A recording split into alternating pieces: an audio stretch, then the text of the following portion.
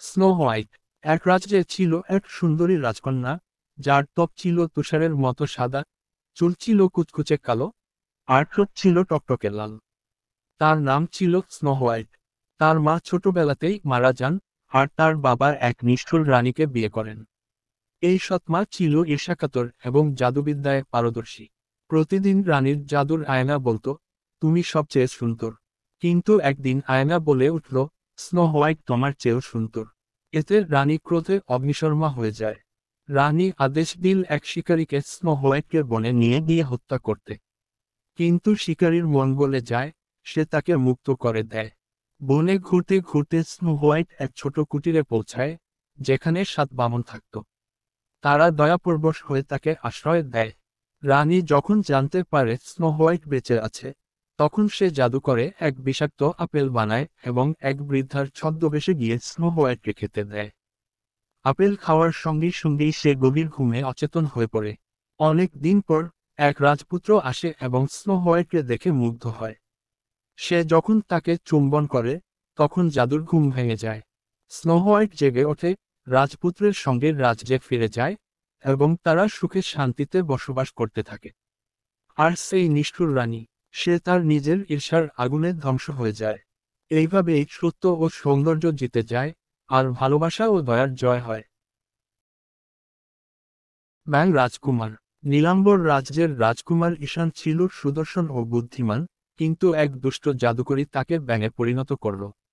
একদিন রাজকন্যা মৃণালিনী এক জলাশয়ের কাছে এলে ঈশান তাকে বলল, আমি এক অভিশপ্ত রাজকুমার। যদি তুমি সত্যিকার বিশ্বাস রাখতে পারো, তবে হয়তো এই অভিশাপ ভাঙতে পারবে।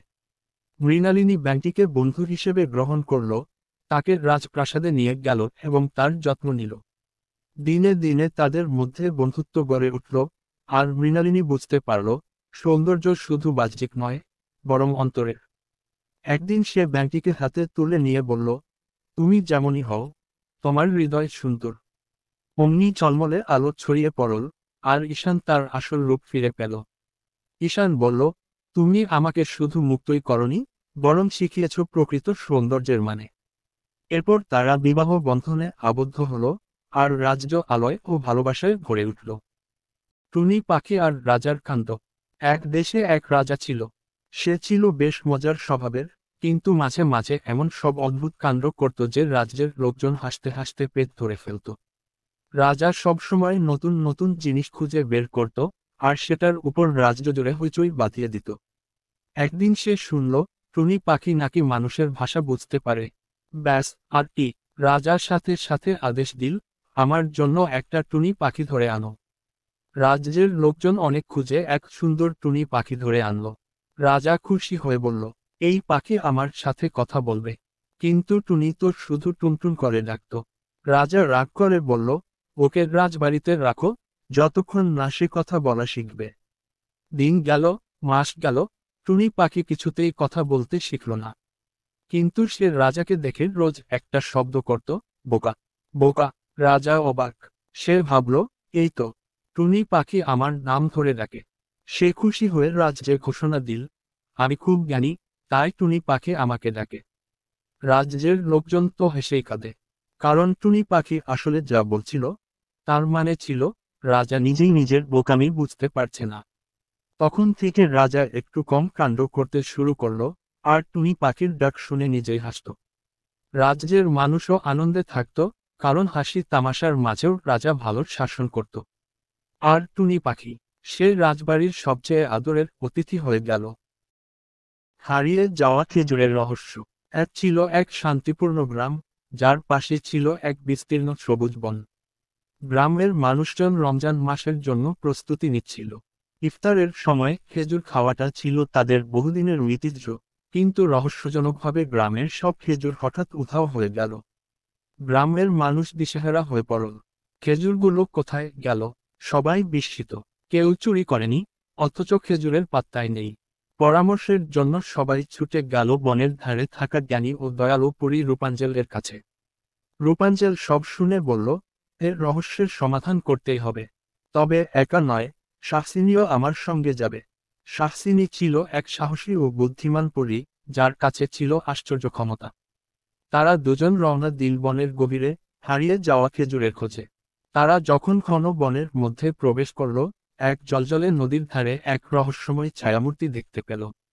সে ছিল পিশাচিনী, যার মুখে ছিল এক রহস্যময় হাসি। পিশাচিনী বলল, তোমরা এখানে কি খুঁজছ?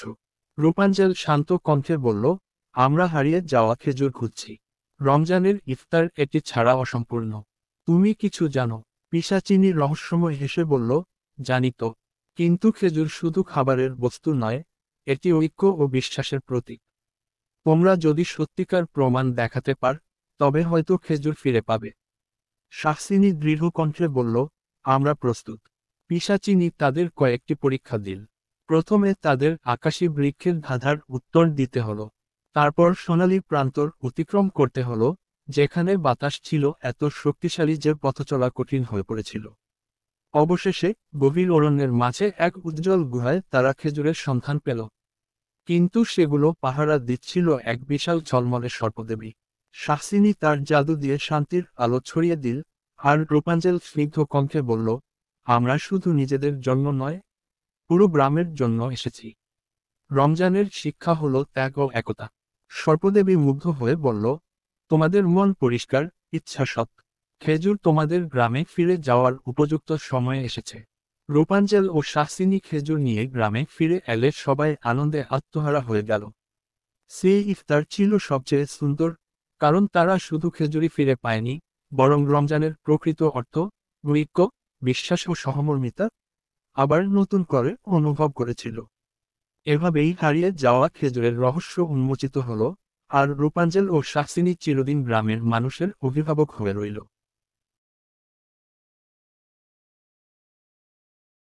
Sleeping beauty. এক রাজ্যে এক দম্পতি অনেক বছর পর এক কন্যা সন্তানের জন্ম দেয়। রাজকন্যার নাম রাখা হয় আরোরা। রাজজুড়ে উৎসব আয়োজন করা হয়, এবং 3 পরী তাকে আশীর্বাদ দিতে আসে। এক পরী তাকে অপরূপ সৌন্দর্য, আরেকজন মিষ্টি কণ্ঠ, এবং তৃতীয়জন সুখের আশীর্বাদ দেয়। কিন্তু তখনই এক দুষ্ট জাদুকরী ম্যালেফিসেন্ট সেখানে এসে ঘোষণা করে, আরোরা যখন 16 বছরে পা দেবে, তখন সে সূচে আঘাত পেয়ে গভীর ঘুমে অচেতন হয়ে যাবে। রাজা রানী আতঙ্কিত হয়ে রাজ্যের সব সুই ও তাঁত নষ্ট করে ফেলেন। আরোরা বড় হতে থাকে। একদিন দুর্গের গোপন কক্ষে সে একটি পুরানো সুই খুঁজে পায় এবং তার স্পর্শ করতেই অভিশাপ কার্যকর হয়। সে গভীর ঘুমে অচেতন হয়ে পড়ে। অনেক বছর পর এক সাহসী রাজপুত্র দুর্গে আসে, যেখানে আরোরা ঘুমিয়ে আছে। সে ম্যালেফিসেন্টের অন্ধকার জাদুর বিরুদ্ধে লড়াই করে এবং তাকে পরাস্ত করে। এরপর সে অরোরাকে ভালোবাসার চুম্বন দেয়, আর জাদু ভেঙে যায়। আরোরা জেগে ওঠে, রাজ্যের সবাই আনন্দে উল্লাস করে। রাজকন্যা ও রাজপুত্র একসঙ্গে রাজত্ব করে, আর তারা চিরদিন সুখে শান্তিতে বসবাস করতে থাকে। এক রাজ্যে এক সুন্দরী রাজকন্যা ছিল, যার ত্বক ছিল বরফের মতো শুভ্র, তাই তার নাম রাখা হয়েছিল স্নো হোয়াইট। কিন্তু দুষ্ট সৎমা, যিনি ছিলেন রানী, জাদুর আয়নায় প্রতিদিন নিজেকে পৃথিবীর সবচেয়ে সুন্দরী ভাবতেন। একদিন আয়না জানিয়ে দিল, স্নো হোয়াইটই সবচেয়ে সুন্দরী। ঈর্ষান্বিত রানী তাকে মারার জন্য এক শিকারীকে পাঠালো। কিন্তু শিকারী দয়া করে তাকে বনে ছেড়ে দেয়। স্নো হোয়াইট 7 বামনের বাড়ি আশ্রয় নেয়। রানী যখন জানতে পারে, তখন এক বিষাক্ত আপেল বানিয়ে ছদ্মবেশে গিয়ে স্নো হোয়াইটকে খাওয়ায়, আর সে গভীর ঘুমে অচেতন হয়ে যায়। অনেক দিন পর এক রাজপুত্র এসে তাকে দেখে ভালোবেসে চুমু দেয়, আর স্নো হোয়াইট জেগে ওঠে। রাজপুত্র তাকে নিজের রাজ্যে নিয়ে যায়, আর তারা সুখে শান্তিতে বসবাস করতে থাকে।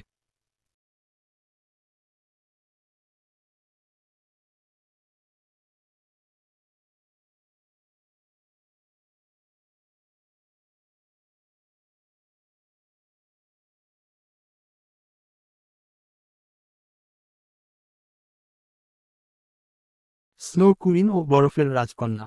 উত্তরের বরফাচ্ছন্ন রাজ্যে স্নো কুইন নামে এক শক্তিশালী রানী বাস করত, যার হৃদয়ে ছিল জমাট বরফের মতো কঠিন। একদিন তার রাজ্যে জন্ম নিল এক রাজকন্যা, যার নাম রাখা হলো নিভেরা। কিন্তু তার হৃদয়ে ছিল উষ্ণতা, যা স্নো কুইন মেনে নিতে পারল না। তাই সে শিশুটিকে এক দূর পর্বতের পাদদেশে ফেলে দিল। বছর কেটে গেল, নিভেরা এক সাধারণ মানুষের মাঝে বড় হলো, কিন্তু তার মধ্যে ছিল এক রহস্যময় শক্তি, তার স্পর্শে বরফের ফুল ফুটত, আর বরফের কণা তার চারপাশে নাচত। একদিন স্নো কুইন জানতে পারল তার কন্যা জীবিত। সে বরফের ঝড় পাঠিয়ে নিভারাকে ধরে আনল এবং বলল, তুমি অনুভূতি ভুলে যাবে এবং হবে আমার মতো কঠিন। কিন্তু নিভারা দৃঢ় কণ্ঠে উত্তর দিল, বরফ শুধু জমাট বাঁধে না, বরং সূর্যের আলোয় গলে গিয়ে নদী হয়। শক্তি মানে কঠোরতা নয়, বরং ভালোবাসাই প্রকৃত শক্তি। স্নো কুইনের হৃদয় বলতে শুরু করল, তার চোখে প্রথমবারের মতো জল এলো। সেই অশ্রুর ছোঁয়ায় বরফের রাজ্যে বসন্তের আগমন হলো। এরপর থেকে নিভারা হয়ে উঠল বরফের রাজ্যের দয়ালু ও সুন্দরী রাজকন্যা, আর বরফের দেশে শুরু হলো এক নতুন যুগের উষ্ণতা ও আনন্দ। এক রাজকুমারী রূপাঞ্জলকে এক দুষ্ট পিশাচিনী একটি উচ্চ মিনারে বন্দী করে রাখে। রূপাঞ্জলের ছিল খুবই দীর্ঘ সোনালী চুল, যা প্রায় পৃথিবী জুড়ে বিখ্যাত ছিল। পিশাচিনী তার পিতার কাছ থেকে তাকে চুরি করে নিয়ে আসে এবং মিনারের একটি কক্ষে বন্দী করে রাখে। একদিন এক যুবক রাজকুমারীকে দেখে এবং তার দীর্ঘ চুলের সাহায্যে মিনারের দিকে পৌঁছায়। প্রথমে রূপাঞ্জল তাকে চিনতে পারে না, তবে কিছুদিন পর তারা একে অপরকে ভালোবাসতে শুরু করে। একদিন পিশাচিনী জানতে পারে তাদের সম্পর্কের কথা এবং সে রূপাঞ্জলের চুল কেটে ফেলে তাকে আবার বন্দী করে। তবে রাজকুমারী এবং যুবক একসঙ্গে শক্তি ও সাহস দিয়ে সমস্ত বাধা অতিক্রম করে এবং অবশেষে রূপাঞ্জল মুক্তি পায়। তারা একে অপরের পাশে সুখী জীবন কাটায়। বাবা মায়ের কষ্ট। একদিন ছোট্ট সায়ন্তন মায়ের কাছে এসে জিজ্ঞেস করল, মা, তুমি এত কষ্ট করো কেন? তোমার মুখে সবসময় হাসি থাকে, কিন্তু তোমার চোখে কেন এই বিষণ্ণতা? মা হেসে বললেন, বাবা, আমি কষ্ট করি শুধু তোমার জন্য, তোমার সুখের জন্য। যখন তুমি হাসো, আমার পৃথিবী উজ্জ্বল হয়ে ওঠে। সায়ন্তন কিছু বুঝতে পারল না, কিন্তু সে জানত মা ও বাবা তার জন্য সবকিছু করতে প্রস্তুত। একদিন তার বাবা, যিনি প্রতিদিন শ্রমিকের কাজ করেন, কঠিন একদিন শেষে বাড়ি ফিরে এসে খুব ক্লান্ত হয়ে বসে পড়লেন। সায়ন্তন তখন তার কাছে গেল, তার হাতে একটা ছোট্ট ফুলের গাছ ধরিয়ে দিয়ে বলল, বাবা, তোমার কষ্টে এই গাছটা বাঁচুক, তুমি শান্তিতে ঘুমাও। বাবা হেসে বললেন, বাবা, তোমার একটুখানি ভালোবাসা আমার সব কষ্ট দূর করে দেয়। তুমি বড় হয়ে গেলে, তখন তুমি বুঝতে পারবে মা বাবার কষ্ট কিভাবে এক চিরন্তন ভালোবাসায় পরিণত হয়। সায়ন্তন তার বাবা মায়ের কষ্ট অনুভব করতে শুরু করল, বুঝতে পারল যে তার মা বাবা কখনোই নিজেদের কষ্টের কথা বলে না, কারণ তাদের একমাত্র লক্ষ্য হলো সন্তানের মুখে হাসি দেখা। তাদের এই নিঃস্বার্থ ভালোবাসায় তাদের কষ্টকে অর্থপূর্ণ করে তোলে। এমন সময় সায়ন্তন সিদ্ধান্ত নিল, সে বড় হয়ে তার মা বাবাকে সুখী করার জন্য সবার আগে তাদের কষ্ট মুছে দিতে চায়, তাদের সেই ভালোবাসার মূল্য চুকাতে চায়। এভাবেই সন্তানের ছোট্ট হৃদয়ে মা বাবার কষ্টের গভীরতা ফুটে উঠল, এবং সে জানল মা বাবার কষ্টে লুকানো থাকে অশেষ ভালোবাসা, যা কখনোই বোঝা যায় না, যতক্ষণ না নিজেই তার অভিজ্ঞতা হয়। পান্তা বুড়ি ও জাদুর হাড়ি। এক গ্রামে থাকত বুড়ি, সবাই তাকে ডাকত পান্তা বুড়ি, কারণ সে সব সময় বাসি ভাত পানিতে ভিজিয়ে পান্তা বানিয়ে খেত। একলা থাকত, কিন্তু হাসি খুশি ছিল। গ্রামের ছেলেমেয়েরা তাকে খুব ভালোবাসত, কারণ বুড়ির কাছে অদ্ভুত সব গল্প ছিল। একদিন সকালে বুড়ি খেতে বসেছে, এমন সময় দরজায় টোকা পড়ল। বাইরে এক অচেনা মেয়ে দাঁড়িয়ে। সে পরনে আকাশী নীল জামা, চোখ দুটো টলমল জলকণা যেন। মেয়েটি বলল, বুড়িমা, আমি খুব ক্ষুধার্ত, একটু পান্তা ভাত পাবো? পান্তা বুড়ির মন তো দয়ার সাগর। সে নিজের হাঁড়ি থেকে ভাত বের করে দিল। মেয়েটি খেয়ে বলল, তুমি খুব ভালো। এই নাও, তোমার জন্য একটা জাদুর হাঁড়ি রেখে গেলাম। এতে যা চাইবে তাই পাবে, কিন্তু সাবধানে ব্যবহার করো। এই বলে মেয়েটি হাওয়ার মতো উধাও। বুড়ি প্রথমে বিশ্বাসই করতে পারল না। মজা করে বলল, যদি একটু গুড় পেতাম। আর সঙ্গে সঙ্গেই হাঁড়ি থেকে টপ টপ করে মিষ্টি গুড় বেরিয়ে এলো। এবার তো বুড়ির আনন্দ আর ধরে না। সে একে একে দুধ, মাছ, পিঠা, যা চাইছে তাই পাচ্ছে। এবার সে গ্রামের সবার জন্য খাবার বানাতে লাগলো, কাউকে অভুক্ত থাকতে দিত না। কিন্তু একদিন গ্রামের লোভী মূল্য ব্যাপারটা জেনে ফেলল। সে রাতে চুরি করে হাঁড়ি নিয়ে গেল, আর তারপর হাঁড়িকে বলল, সোনা দে, রূপো দে। হাঁড়ি প্রথমে কিছু দিল না, রেগে গিয়ে মল্ল হ্যারির গায়ে 3বার থাপ্পড় মারল। সঙ্গে সঙ্গে হ্যারি থেকে আগুনের ফুলকি বেরিয়ে এলো আর মল্লের গায়ে ঝাঁপিয়ে পড়ল। সেই রাতেই মল্ল হ্যারি নিয়ে বুড়ির কাছে ছুটে এলো।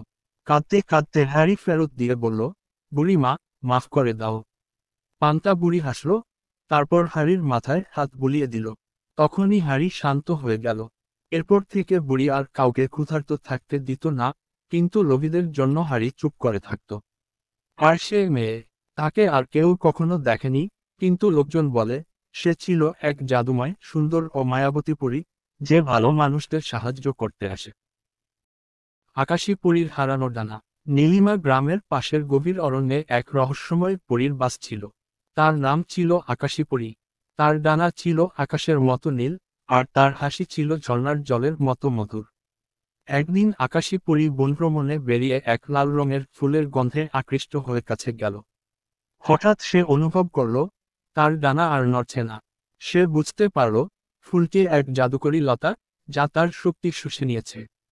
বিপদে পড়ে সে গ্রামের এক বুদ্ধিমতী মেয়ের কথা মনে করল, সুরিদি। সুরিদি ছিল খুব বিচক্ষণ ও দয়ালু। আকাশী পরী তাকে স্বপ্নে দেখিয়ে দিল সে বিপদে আছে। সুরিদি সকালেই বনে গেল। সে লক্ষ্য করল ফুলটির গোড়ায় এক লালচে পাথর জ্বলজ্বল করছে। সে বুঝল এই পাথরই সব শক্তির মূল। সে দ্রুত পাথরটি তুলে নিল, আর মুহূর্তেই লতাটি শুকিয়ে গেল। আকাশী পরীর ডানা ফিরে এল। সে খুশিতে সুরিদিকে জড়িয়ে ধরল। কৃতজ্ঞতা জানিয়ে বলল, তুমি না থাকলে আমি বনের বন্দী হয়ে যেতাম। সুরিদি হাসল। সে জানত বন্ধুত্বের সত্যিকার সৌন্দর্যই হলো বিপদে পাশে থাকা। এরপর থেকে আকাশী পরী আর সুরিদি প্রতিদিন বনের এক কোণে বসে গল্প করত, আর বন্ধুত্বের ডানা মেলে উঠ আকাশের দিকে। রাখাল ও রাজপুত্র। এক দেশে ছিল এক রাখাল ছেলে, যার নাম ছিল অরিত্র। সে ছিল খুব বুদ্ধিমান আর সাহসী। দিনের বেলায় সে মাঠে গরু চড়াত, আর রাতে চাঁদের আলোয় তার স্বপ্নগুলো রঙিন হতো। একদিন সে নদীর ধারে বসে বাঁশি বাজাচ্ছিল। হঠাৎ সে দেখতে পেল এক অপরিচিত ছেলেকে, যার পরনে দামি পোশাক, মাথায় ছোট্ট মুকুট। ছেলেটির নাম রাজপুত্র ঈশান। ঈশান বলল, আমি রাজপ্রাসাদে থাকতে থাকতে হাঁপিয়ে গেছি। তোমার মতো মুক্তভাবে বনে ঘুরতে চাই। অরিত্র হাসল। সে ঈশানকে নিয়ে গেল সবুজ ঘাসের রাজ্যে, শিখিয়ে দিল কেমন করে নদীর জলে নুড়ি ছুঁড়ে ঢেউ তোলা যায়, কেমন করে গাছে উঠে ডাল থেকে আম পাড়া যায়। এদিকে রাজপ্রাসাদে হইচই লেগে গেল। রাজপুত্র হারিয়ে গেছে। সৈন্যরা চারদিকে খুঁজতে লাগলো। হঠাৎ রাজা স্বপ্নে দেখলেন এক নদীর ধারে এক রাখাল তার ছেলের সাথে হাসছে। সকালে রাজা নিজে সেখানে গেলেন। তিনি ঈশানকে দেখে বললেন, তুমি রাজপুত্র, এইভাবে বনজঙ্গলে কাটাবে? ঈশান বলল, বাবা, আমি এখানে সত্যিকার সুখ খুঁজে পেয়েছি। রাজপ্রাসাদে তো নিয়মের বাঁধনে বন্দী। রাজা বুঝতে পারলেন শুধুই সোনার প্রাসাদ নয়, প্রকৃতির মুক্ত বাতাসেও আনন্দ লুকিয়ে আছে। তিনি অরিত্রকে রাজপ্রাসাদে নিয়ে গিয়ে বললেন, তুমি শুধু রাখাল নও, তুমি জ্ঞানের আলো ছড়ানো এক বন্ধু। আজ থেকে তুমি রাজ্যের পরামর্শদাতা। অরিত্র আর ঈশান তখন থেকে দুই বন্ধু হয়ে উঠল, একদিকে রাজ্যের রাজপুত্র, আর একদিকে প্রকৃতির রাজপুত্র। 3 ফুলের বাগান। শাহসিনী ছোটবেলা থেকেই ফুল ভালোবাসত। তার স্বপ্ন ছিল একটা সুন্দর বাগান করার, যেখানে নানা রঙের ফুল ফুটবে, বাতাসে মিষ্টি সুবাস ছড়িয়ে পড়বে, আর প্রজাপতিদের দল উড়ে বেড়াবে। একদিন সে 3টি বিশেষ ফুলের চারা সংগ্রহ করল, একটি গোলাপ, একটি গন্ধরাজ, আর একটি বেলি। সে তাদের নিজের হাতে মাটিতে বসিয়ে দিল, যত্ন নিয়ে পানি দিল, আর প্রতিদিন ভালোবাসা দিয়ে আগাছা তুলে পরিষ্কার করল। কিন্তু সময়ের সঙ্গে সঙ্গে সে বুঝতে পারল এই 3টি ফুল শুধু ফুল নয়, এরা যেন জীবনের 3টি শিক্ষা নিয়ে এসেছে। গোলাপ, সৌন্দর্যের রক্ষাকবচ। গোলাপ গাছটা দ্রুত বেড়ে উঠল। তার সবুজ পাতায় টুকটুকে লাল কুঁড়ি ফুটতে শুরু করল। কিন্তু শাহসিনী খেয়াল করল ফুলের সঙ্গে সঙ্গে কাঁটাও বেড়ে যাচ্ছে। সে একটু হতাশ হলো, ভাবল, আমি তো শুধু সুন্দর ফুল চাই, এই কাঁটাগুলো কেন? কিন্তু একদিন সে দেখল এক ছোট্ট পাখি গোলাপের ডালে বসতে গিয়ে কাঁটার আঘাতে উড়ে গেল। তখন সে বুঝল গোলাপের কাঁটা তার সুরক্ষার জন্যই আছে। সৌন্দর্যের সঙ্গে বাধা থাকবেই, কিন্তু সেই বাধাই আমাদের রক্ষা করে, শক্তিশালী করে তোলে। গন্ধরাজ, ধৈর্যের ফল। গন্ধরাজের গাছটি ধীরে ধীরে বড় হতে লাগলো, কিন্তু অনেক দিন কেটে গেলেও তাতে ফুল এল না। শাহসিনী প্রতিদিন পানি দিত, পরিচর্যা করত, কিন্তু তবুও কিছুই ফুটছিল না। একসময় তার মনে হলো, হয়তো এই গাছ কখনো ফুল দেবে না। কিন্তু একদিন ভোরবেলা, যখন শিশির ঝরছিল, তখন সে দেখল গাছটিতে ফুটে উঠেছে বিশাল এক শুভ্র ফুল। তার প্রাণের পুরো বাগান ভরে গেল, বাতাসে এক মিষ্টির সুবাস ছড়িয়ে পড়ল। তখন শাহসিনী বুঝল, কিছু কিছু জিনিসের জন্য অপেক্ষা করতে হয়, কিন্তু যখন সময় আসে, তা সবচেয়ে সুন্দর রূপে ধরা দেয়। ধৈর্যই সফলতার মূল চাবিকাঠি। সবকিছুরই নির্দিষ্ট সময় আছে, শুধু অপেক্ষা করতে জানতে হয়। বেলি, ছোট ছোট সুখের উৎস। বেলি গাছটা বড় হয়নি, তবু প্রতিদিনই একের পর এক ছোট ছোট ফুল ফুটিয়ে চলল। তার ছোট্ট সাদা ফুলগুলো কোনো জাঁকজমকপূর্ণ নয়, কিন্তু প্রতিটি ফুল যেন এক টুকরো হাসির মতো। শাহসিনী খেয়াল করল, এই ছোট্ট ফুলগুলোই বাগানকে সবচেয়ে সুন্দর করে তুলছে। তার মিষ্টি সুবাস, সাদামাটা সৌন্দর্য আর টানা ফোটার অভ্যাস বাগানে এক অন্যরকম আনন্দ এনে দিচ্ছে। তখন সে বুঝতে পারল, জীবনে বড় কিছু পাওয়ার অপেক্ষা করতে করতে ছোট ছোট আনন্দকে অবহেলা করা উচিত নয়। ছোট ছোট সুখগুলোই আমাদের জীবনের আসল সৌন্দর্য। প্রতিদিনের হাসি, ভালোবাসা আর আশেপাশের ছোট ছোট মুহূর্তই আমাদের হৃদয় অভিশপ্ত সিংহাসন। চন্দ্রগিরির রাজ্যের সিংহাসন ছিল রাজ্যের গর্ব। এটি ছিল খাঁটি স্বর্ণের তৈরি, আর এক কিংবদন্তি প্রচলিত ছিল, তারা চিহ্ন, যে সত্যিকার যোগ্য, কেবল সেই এই সিংহাসনে বসতে পারবে। কিন্তু যে লোভী বা কাপুরুষ, তার জন্য এটি অভিশাপ হয়ে উঠবে। তারা চিহ্ন, তারা চিহ্ন, তারা চিহ্ন, তারা চিহ্ন। অনেক বছর ধরে রাজ্যের রাজারা এই সিংহাসনে বসেছেন, কিন্তু সাম্প্রতিক সময়ে একের পর এক শাসক রহস্যজনকভাবে হারিয়ে যাচ্ছিলেন। কেউ পাগল হয়ে যাচ্ছিলেন, কেউ সিংহাসনে বসার কয়েকদিনের মধ্যেই মারা যাচ্ছিলেন। রাজ্যে আতঙ্ক ছড়িয়ে পড়ল, একই সত্যি অভিশপ্ত। নতুন উত্তরাধিকারী। রাজা হঠাৎ অসুস্থ হয়ে পড়লেন। উত্তরাধিকারী হিসেবে রাজকুমারী এলিনার সামনে এলেন। কিন্তু রাজ্যের মন্ত্রী ও অভিযাত্রা দ্বিধাগ্রস্ত ছিলেন। একটি রাজ্যের শাসন কি একজন নারীর হাতে দেওয়া যায়? কেউ কেউ বলল, অভিশাপ কাটানোর জন্য রাজকুমারীকে পরীক্ষা দিতে হবে। যদি তিনি সত্যিকার যোগ্য হন, তবেই তিনি সিংহাসনে বসতে পারবেন। এলিনা এই চ্যালেঞ্জ গ্রহণ করলেন। সিংহাসনের অভিশাপের রহস্য। অভিশাপ ভাঙার জন্য 3টি পরীক্ষা ছিল। সাহসের পরীক্ষা, রাজ্যের গুপ্তভাণ্ডার থেকে রাজদণ্ড আনতে হবে, যেখানে ছাড় দানব পাহারা দেয়।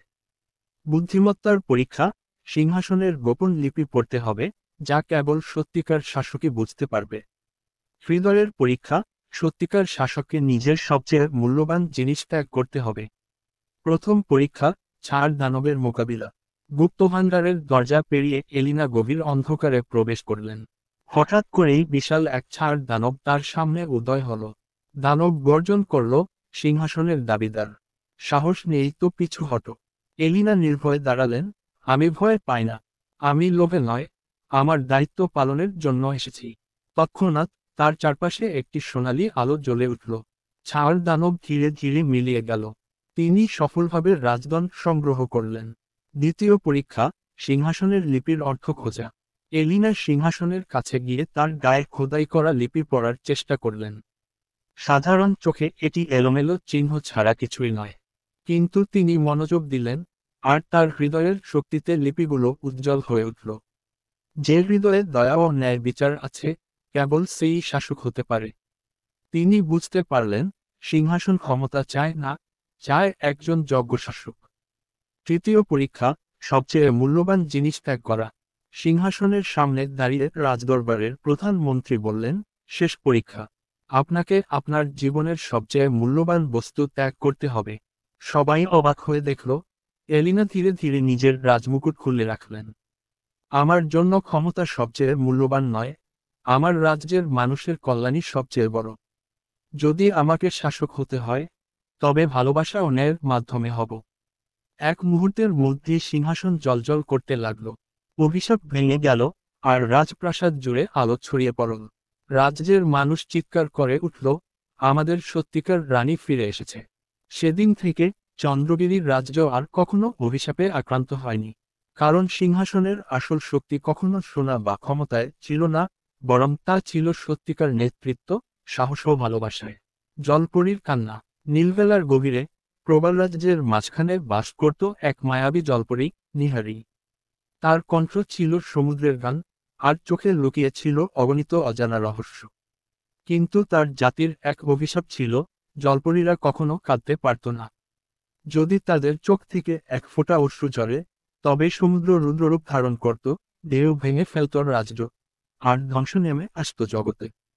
হারিয়ে যাওয়া তরুণ। এক ঝড়ের রাতে সমুদ্রের অতল গহ্বরে এক তরুণ মানুষ ডুবে যাচ্ছিল। তার নাম আরিয়ান। নিহারি তাকে ঢেউয়ের গভীর থেকে টেনে তুলে এনে প্রবাল প্রাসাদে লুকিয়ে রাখল। মানুষের অস্তিত্ব জলপরীদের জগতে নিষিদ্ধ ছিল, তবু সে সাহস করে এই নিয়ম ভেঙেছিল।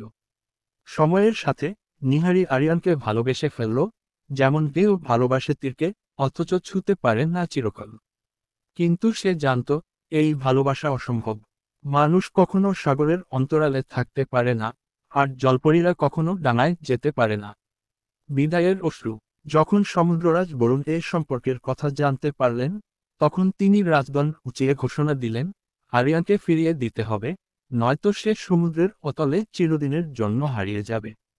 বিদায়ের মুহূর্তে আরিয়ান নিহারির দিকে তাকালো, চোখে অনুনয়, হৃদয়ে ব্যথা। আর তখনই প্রথমবারের মতো নিহারির চোখে জল জমে উঠল। এক ফোঁটা অশ্রু গড়িয়ে পড়ল তার গাল বেয়ে সমুদ্রের নীল জলে। অভিশাপের ভাঙ্গন। অমনি সমুদ্র গর্জে উঠল, ঢেউ আকাশ ছুল, ঝড় সমস্ত রাজ্যকে কাঁপিয়ে দিল। জলপরীরা ভয়ে সরে গেল, কারণ অভিশাপ ভেঙে গেছে। কিন্তু ঠিক তখনই কিছু অদ্ভুত ঘটল। ঝড় থেমে গেল, আকাশের রংধনু ফুটল, আর সমুদ্র শান্ত হয়ে গেল এক মোহময় নীরবতায়। রাজা বরুণ বিস্ময়ে বললেন, ভালোবাসার অশ্রু কখনো ধ্বংস আনে না, তা আশীর্বাদ হয়ে নামে। তিনি নিহারিকে আশীর্বাদ দিলেন, সে চাইলে মাঝে মাঝে মানুষের জগতে যেতে পারবে, তবে শর্ত একটাই, আর কখনো কাঁদতে পারবে না। সমুদ্রের গান। আরিয়ান ফিরে গেল, কিন্তু সমুদ্রের ঢেউয়ে রয়ে গেল নিহারির ভালোবাসার স্মৃতি। এখনো, যখন সমুদ্র অশান্ত থেকে হঠাৎ শান্ত হয়ে যায়, তখন মানুষ বলে, এটি জলপরীর কান্নার পরের শান্তি, যা শুধু সত্যিকার ভালোবাসা এনে দিতে পারে। 3 রাজকুমারী বোন, একটি মায়াবী গল্প।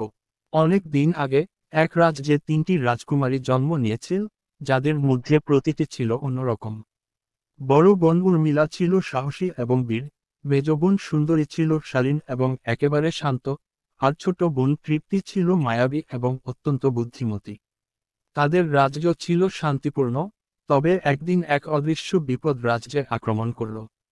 এক রাতে অন্ধকার আকাশের মধ্যে এক ভয়ঙ্কর মেঘের দল জমে উঠল এবং রাতের নীরবতায় একটি ভয়ানক স্রষ্টা, এক অদৃশ্য পরী, রাজ্যে আক্রমণ করল। রাজ্যের মানুষ দিশাহীন হয়ে পড়ল, আর এই বিপদ কাটানোর জন্য রাজকুমারী বোনদের কাছে সাহায্য চাওয়া হলো। রাজকুমারী উর্মিলা প্রথমে সামনে এগিয়ে আসল। তার সাহসিকতার সঙ্গে সে এক শক্তিশালী তলোয়ার নিয়ে পরীটির সামনে দাঁড়িয়ে গেল। তবে পরীটির শক্তি এতটাই বিপজ্জনক ছিল যে সে তলোয়ারটি ভেঙে ফেলল এবং তাকে ব্যর্থ করে দিল। কিন্তু সুন্দরী, মেজ বোন, সেই মুহূর্তে কিছু গভীর মন্ত্র উচ্চারণ করে একটি শক্তিশালী শিল্ড তৈরি করল, যা পরীকে কিছু সময়ের জন্য আটকে দিল। তবে পরীটি তাদের অদৃশ্য শক্তিকে পুনরুদ্ধার করতে সক্ষম হল, এবং আবারও বোনদের চ্যালেঞ্জের সামনে এসে দাঁড়াল। তখনই তৃপ্তি, ছোট বোন, তার মায়াবী ক্ষমতার মাধ্যমে পরীটির মধ্যে লুকানো দুর্বল জায়গাটি বুঝে ফেলল। তার সূক্ষ্ম বুদ্ধিমত্তা এবং মায়াজাল ব্যবহার করে সে পরীটির সমস্ত শক্তি নষ্ট করে দিল। এইভাবে 3 রাজকুমারীর বোন একসঙ্গে মিলে রাজ্যকে বিপদমুক্ত করল। তাদের একে অপরের শক্তি এবং বৈশিষ্ট্য একত্রিত হয়ে রাজ্যকে সুরক্ষিত করার জন্য এক মহাকাব্যিক জয় আনল। রাজকুমারী বোনদের সাহস, শান্তিপূর্ণ মনোভাব এবং বুদ্ধিমত্তা রাজ্যবাসীদের মধ্যে এক নতুন আশার সূচনা করল। তারা জানত, একে অপরের পাশে দাঁড়িয়ে কোন বিপদে আর তাদের হারাতে পারবে না। এভাবেই রাজকুমারী বোনেরা এক অমর কাহিনীর অংশ হয়ে উঠল, যার গল্প শতাব্দীর ধরে রাজ্যের লোকজনের মুখে মুখে ছড়িয়ে পড়ল। বন্ধুত্বের উপহার। ছোট্ট এক গ্রামে 2 বন্ধু থাকত, আফরা আর নূর। তারা ছোটবেলা থেকেই একসঙ্গে খেলাধুলা করত, হাসত, কাঁদত এবং সবকিছু ভাগাভাগি করত। তাদের বন্ধুত্ব ছিল নিঃস্বার্থ ও গভীর। একদিন নূর হঠাৎ অসুস্থ হয়ে পড়ল। সে আগের মতো বাইরে আসতো না, কারোর সাথে কথা বলতো না। আফরা খুব চিন্তিত হয়ে গেল। সে বুঝতে পারছিল শুধু ওষুধ নয়, নূরের মনও ভালো করার জন্য কিছু দরকার। আফরা ভাবতে লাগল বন্ধুকে কি উপহার দেওয়া যায় যা তাকে সত্যিই খুশি করবে। সে অনেক কিছু ভেবেও কোনো ভালো সিদ্ধান্তে আসতে পারছিল না। শেষে সে একটা কাগজ আর কলম নিয়ে বসল এবং তাদের শৈশবের সব সুন্দর মুহূর্তগুলো লিখতে শুরু করল, যখন তারা একসঙ্গে বৃষ্টিতে ভিজত, গাছের ছায়ায় গল্প করত, কিংবা কোনো ছোট্ট ভুল করে হেসে লুটিয়ে পড়ত। একটি সুন্দর দিন আফরা নূরের ঘরে গিয়ে তাকে সেই চিঠিটি দিল। নূর ধীরে ধীরে চিঠিটি খুলে পড়ল। প্রতিটি লাইন পড়ার সাথে সাথে তার মুখে হাসি ফুটতে লাগল, চোখে চিকচিক করে উঠল আনন্দের অশ্রু। সে বুঝতে পারল সত্যিকার বন্ধুত্ব কোনো দামি উপহারের মধ্যে নয়, বরং তা থাকে ভালোবাসা, যত্ন আর একে অপরের পাশে থাকার মাঝে। সেদিন থেকে নূর আবার আগের মতো প্রাণবন্ত হয়ে উঠল। সে বুঝতে পারল বন্ধুত্বের সবচেয়ে বড় উপহার হল স্মৃতি, ভালোবাসা এবং একে অপরের প্রতি অকৃত্রিম সঙ্গ। রাজপুত্রের রাজজলাভ। এক দেশে এক রাজপুত্র ছিল, নাম তার আরিয়ান। সে ছিল দয়ালু, বুদ্ধিমান ও সাহসী। তার বাবা, মহারাজ, ছিলেন রাজ্যের অত্যন্ত প্রিয় শাসক। কিন্তু একদিন মহারাজ গুরুতর অসুস্থ হয়ে পড়লেন। রাজ্যের মন্ত্রী ও সৈন্যরা চিন্তিত হয়ে পড়ল, রাজ্যের ভবিষ্যৎ কি হবে। আরিয়ান জানত রাজ্য পরিচালনা করা সহজ কাজ নয়। সে চেয়েছিল রাজ্যবাসীর ভালোবাসা ও বিশ্বাস অর্জন করতে। তাই সে কোনো রাজসিংহাসনে বসে নয়, বরং সাধারণ মানুষের পাশে দাঁড়িয়ে তাদের সুখ দুঃখ বোঝার চেষ্টা করল।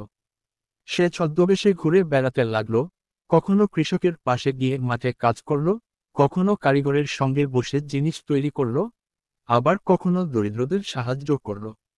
ধীরে ধীরে রাজ্যের মানুষ তাকে ভালোবাসতে শুরু করল। তারা বুঝতে পারল এই রাজপুত্র শুধু সিংহাসনের জন্য জন্ম নেয়নি, বরং তাদের সত্যিকার অভিভাবক হতে চায়। কিছুদিন পর মহারাজ পরলোক গমন করলেন। রাজ্যের সবাই চিন্তিত হয়ে পড়ল, কিন্তু তারা একসঙ্গে বলে উঠল, আমরা আমাদের রাজাকে পেয়ে গেছি। আরিয়ান যখন রাজ্যলাভ করল, তখন সে জানত এই রাজ্য শুধু তার শক্তির কারণে নয়, মানুষের ভালোবাসার কারণেই তার হাতে এসেছে। সে প্রতিজ্ঞা করল সব সময় ন্যায় বিচার করবে এবং মানুষের পাশে থাকবে। এভাবে এক রাজপুত্র শুধুমাত্র জন্মগত অধিকার নয়, বরং তার যোগ্যতা ও ভালোবাসার মাধ্যমে রাজ্য লাভ করল। কৌতূহলী রাজকন্যা। এক ছিল রাজকন্যা, নাম তার সায়রা। সে ছিল খুব বুদ্ধিমতী ও কৌতূহলী। ছোট থেকে সে রাজ্যের সবকিছু জানতে চাইত, রাজপ্রাসাদের গোপন কুঠুরি, বাগানের অজানা পথ, এমনকি রাজ্যের বাইরে বিস্তীর্ণ জঙ্গল ও পাহাড়ও তাকে ভীষণ টানত। রাজপ্রাসাদে সবাই তাকে ভালোবাসত, কিন্তু তার অতিরিক্ত কৌতূহল নিয়ে সবাই চিন্তিত থাকত। রাজা বলতেন সব কিছু জানার দরকার নেই, কিছু জিনিস রহস্যই থাকুক, আর রানী বলতেন কিছু প্রশ্ন করলে বিপদ আসতে পারে। কিন্তু সায়রা কখনোই নিজেকে আটকাতে পারত না। একদিন রাজপ্রাসাদের পুরনো অংশে ঘুরতে ঘুরতে সে একটি রহস্যময় দরজা দেখতে পেল। দরজাটি ছিল অনেক পুরনো, এবং তাতে লেখা ছিল যে জানার চেষ্টা করবে সে বদলে যাবে। সায়রার মনে আরও কৌতূহল জাগল।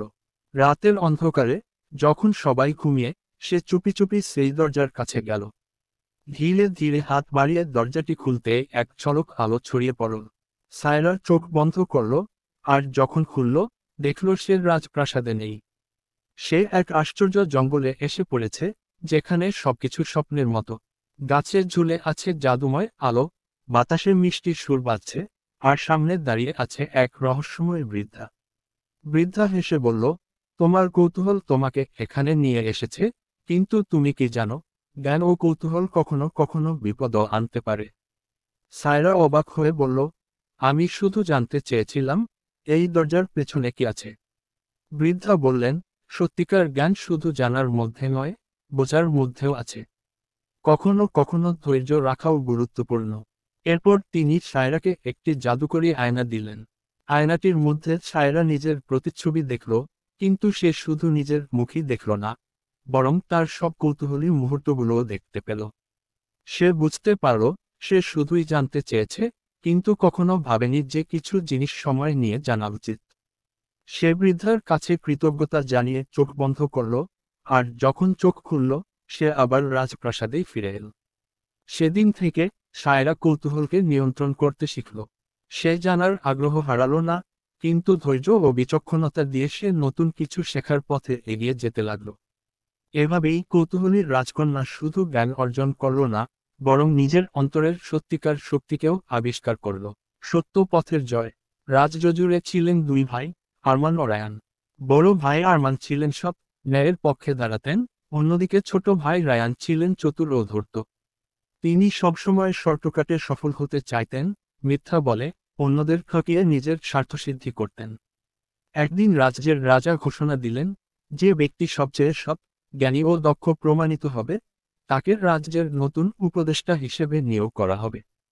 আরমান সত্য ও পরিশ্রমের পথে এগিয়ে চললেন, আর রায়ান চাইল ধূর্ততা দিয়ে জয়ী হতে। প্রতিযোগিতায় প্রথম চ্যালেঞ্জ ছিল একটি কঠিন ধাঁধার সমাধান। আরমান ধৈর্য ধরে চিন্তা করলেন এবং সঠিক উত্তর খুঁজে পেলেন। কিন্তু রায়ান অন্যের কাছ থেকে উত্তর শুনে রাজাকে বলে দিল। পরের চ্যালেঞ্জ ছিল একজন দরিদ্র কৃষকের সমস্যা সমাধান করা। কৃষকের ফসল নষ্ট হয়ে যাচ্ছিল। আরমান গভীরভাবে সমস্যাটি বিশ্লেষণ করলেন এবং একটি উপায় বের করলেন, যাতে কৃষকের ক্ষতি না হয়। রায়ান শুধু কিছু মিথ্যা প্রতিশ্রুতি দিল, যা আসলে কোনো কাজে লাগল না। শেষ পরীক্ষায় রাজা দুই ভাইকে দুটি বাক্স দিলেন, একটি স্বর্ণখচিত ও অন্যটি সাধারণ কাঠের। রায়ান লোভ করে স্বর্ণখচিত বাক্সটি নিল, আর আরমান সাধারণ বাক্সটি বেছে নিল। যখন বাক্স দুটি খোলা হলো, দেখা গেল রায়ানের বাক্স ফাঁকা। আর আরমানের বাক্সে ছিল রাজকীয় উপদেষ্টার সিলমোহর এবং একটি বার্তা, সত্য ও ন্যায়ের পথে প্রকৃত জয় হওয়া যায়। রায়ানের ধোঁকাবাজির মুখোশ খুলে গেল, আর আরমান ন্যায়ের পথে থেকে বিজয় অর্জন করলেন। সেই দিন থেকে পুরো রাজ্য বুঝল, মিথ্যা ও প্রতারণার পথ হয়তো সাময়িক সফলতা এনে দিতে পারে, কিন্তু সত্য ও সততার পথই শেষ পর্যন্ত জয় হয়। টুনটুনির মজার কাণ্ড। একদিন এক ছোট্ট টুনটুনি পাখি জঙ্গলে ঘুরতে ঘুরতে দেখল, এক রাজা তার বাগানে বসে আরামে ফল খাচ্ছে। রাজার পাশে ছিল এক সোনার পাত্র ভর্তি মধু। টুনটুনির মন মধুর দিকে লোভী হয়ে গেল। সে ভাবল, এত মধু, যদি একটু খেতে পারতাম। সে রাজাকে না জানিয়ে ঝটপট মধুর পাত্রে ঠোঁট ডুবিয়ে দিল। কিন্তু এই ছোট্ট দুষ্টুমি বেশিক্ষণ লুকিয়ে রাখা গেল না, রাজা ঠিক ধরে ফেলল। রাজা রেগে বলল, তুই এত সাহস পেলি কি করে? আমার মধু চুরি করেছিস?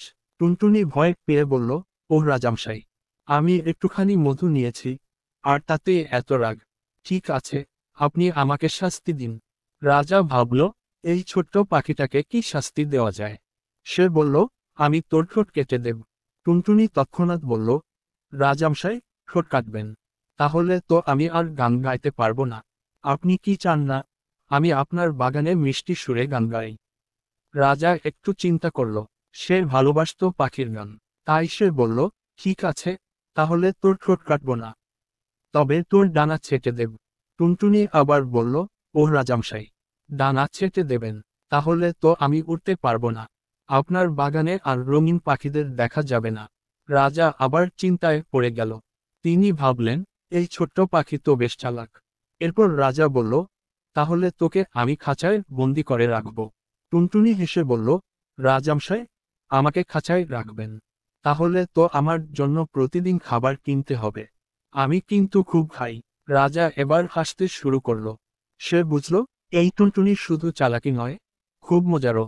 শেষে রাজা বলল, ঠিক আছে, তোর শাস্তি আমি বাতিল করলাম। তবে আর কখনো মধু চুরি করবি না। টুনটুনি খুশি হয়ে বলল, না রাজামশাই, আমি আর মধু খাবো না। আমি শুধু আপনাকে মিষ্টি গান শোনাব।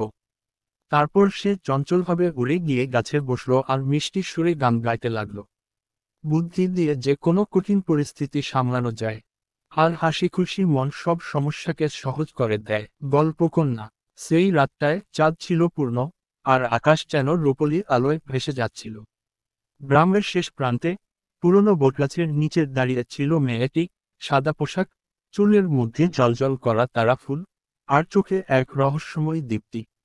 কেউ জানত না তার আসল নাম। কেউ জানত না সে কোথা থেকে আসে, কোথায় যায়। কিন্তু সবাই জানত, সে যখন কথা বলে, তার শব্দগুলো যেন এক একটি জাদুর দরজা খুলে দেয়। তাই মানুষ তাকে ডাকত গল্পকন্যা। সে যেখানে যেত গল্পের জাদু ছড়িয়ে দিত। তার কণ্ঠে হারিয়ে যেত ক্লান্ত চাষি, নদীর ধারে বসে থাকা জেলে, পাহাড়ি পথের একাকী পথিক। একবার কেউ তার গল্প শুনলেই বাস্তব আর কল্পনার সীমানা মিলিয়ে যেত। একদিন এক অন্ধ যুবক এল তার কাছে। চোখে কালো কাপড় বাঁধা, হাতে কাঠের লাঠি। তুমি কি এমন গল্প শোনাতে পারবে যা আমার দৃষ্টিহীন চোখেও দেখতে পাবো? গল্পকন্যা মৃদু হাসল। তারপর ধীরে ধীরে বলল, চলো গল্পের দেশে। তার কণ্ঠের সঙ্গে সঙ্গে বাতাসে এক মায়াবী সুর বয়ে গেল। যুবকের চারপাশের অন্ধকার ধীরে ধীরে বদলে যেতে লাগলো। সে অনুভব করল সে আর মাটির ওপর দাঁড়িয়ে নেই, বরং ভাসছে রূপালি জলে। দূরে এক বিশাল নগরী, যেখানে আকাশী পরীরা সোনালি আলো ছড়িয়ে উঠছে। এক সাদা ঘোড়া জলকণার মতো দৌড়ে যাচ্ছে স্বচ্ছ নদীর ওপরে। আর নীল আকাশের নিচে ভেসে বেড়াচ্ছে এক রহস্যময় জাহাজ। যুবক বিস্ময়ে বলল, আমি আমি দেখতে পাচ্ছি। কিন্তু তখন গল্পকন্যা আর সেখানে ছিল না। যুবক তাকিয়ে দেখল, হাওয়ায় মিশে যাচ্ছে এক টুকরো সাদা পোশাকের ছায়া। সে ডাকতে চাইল, কিন্তু শব্দ বেরোল না। কেউ কখনো জানল না গল্পকন্যা কে ছিল, কোথা থেকে এসেছিল। কিন্তু তার ছোঁয়া যার জীবনে লেগেছে, সে আর কখনো আগের মতো থাকেনি।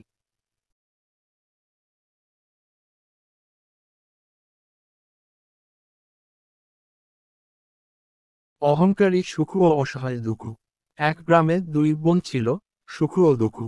সুখু ছিল সুন্দরী, ধনী এবং অহংকারী, আর দুঃখু ছিল গরিব, সাধারণ কিন্তু দয়ালু। সুখু তার সৌন্দর্য আর ধন সম্পত্তির গর্বে মগ্ন ছিল, দুঃখু তার সাদামাটা জীবন নিয়ে শান্ত ছিল। একদিন গ্রামের কাছে এক বৃদ্ধা এসে দাঁড়ালো। সে ক্ষুধার্ত এবং ক্লান্ত ছিল। প্রথমে সে সুখুর কাছে গেল। বৃদ্ধা বলল, মা, আমি খুব ক্ষুধার্ত, একটু খাবার দাও। সুখু বিরক্ত হয়ে বলল, আমার কাছে তোমার জন্য কিছু নেই, চলে যাও। বৃদ্ধা চলে গিয়ে দুঃখুর কাছে এল। দুঃখু বৃদ্ধাকে দেখে মায়া পেল এবং তার কাছে কিছু রুটি দিল।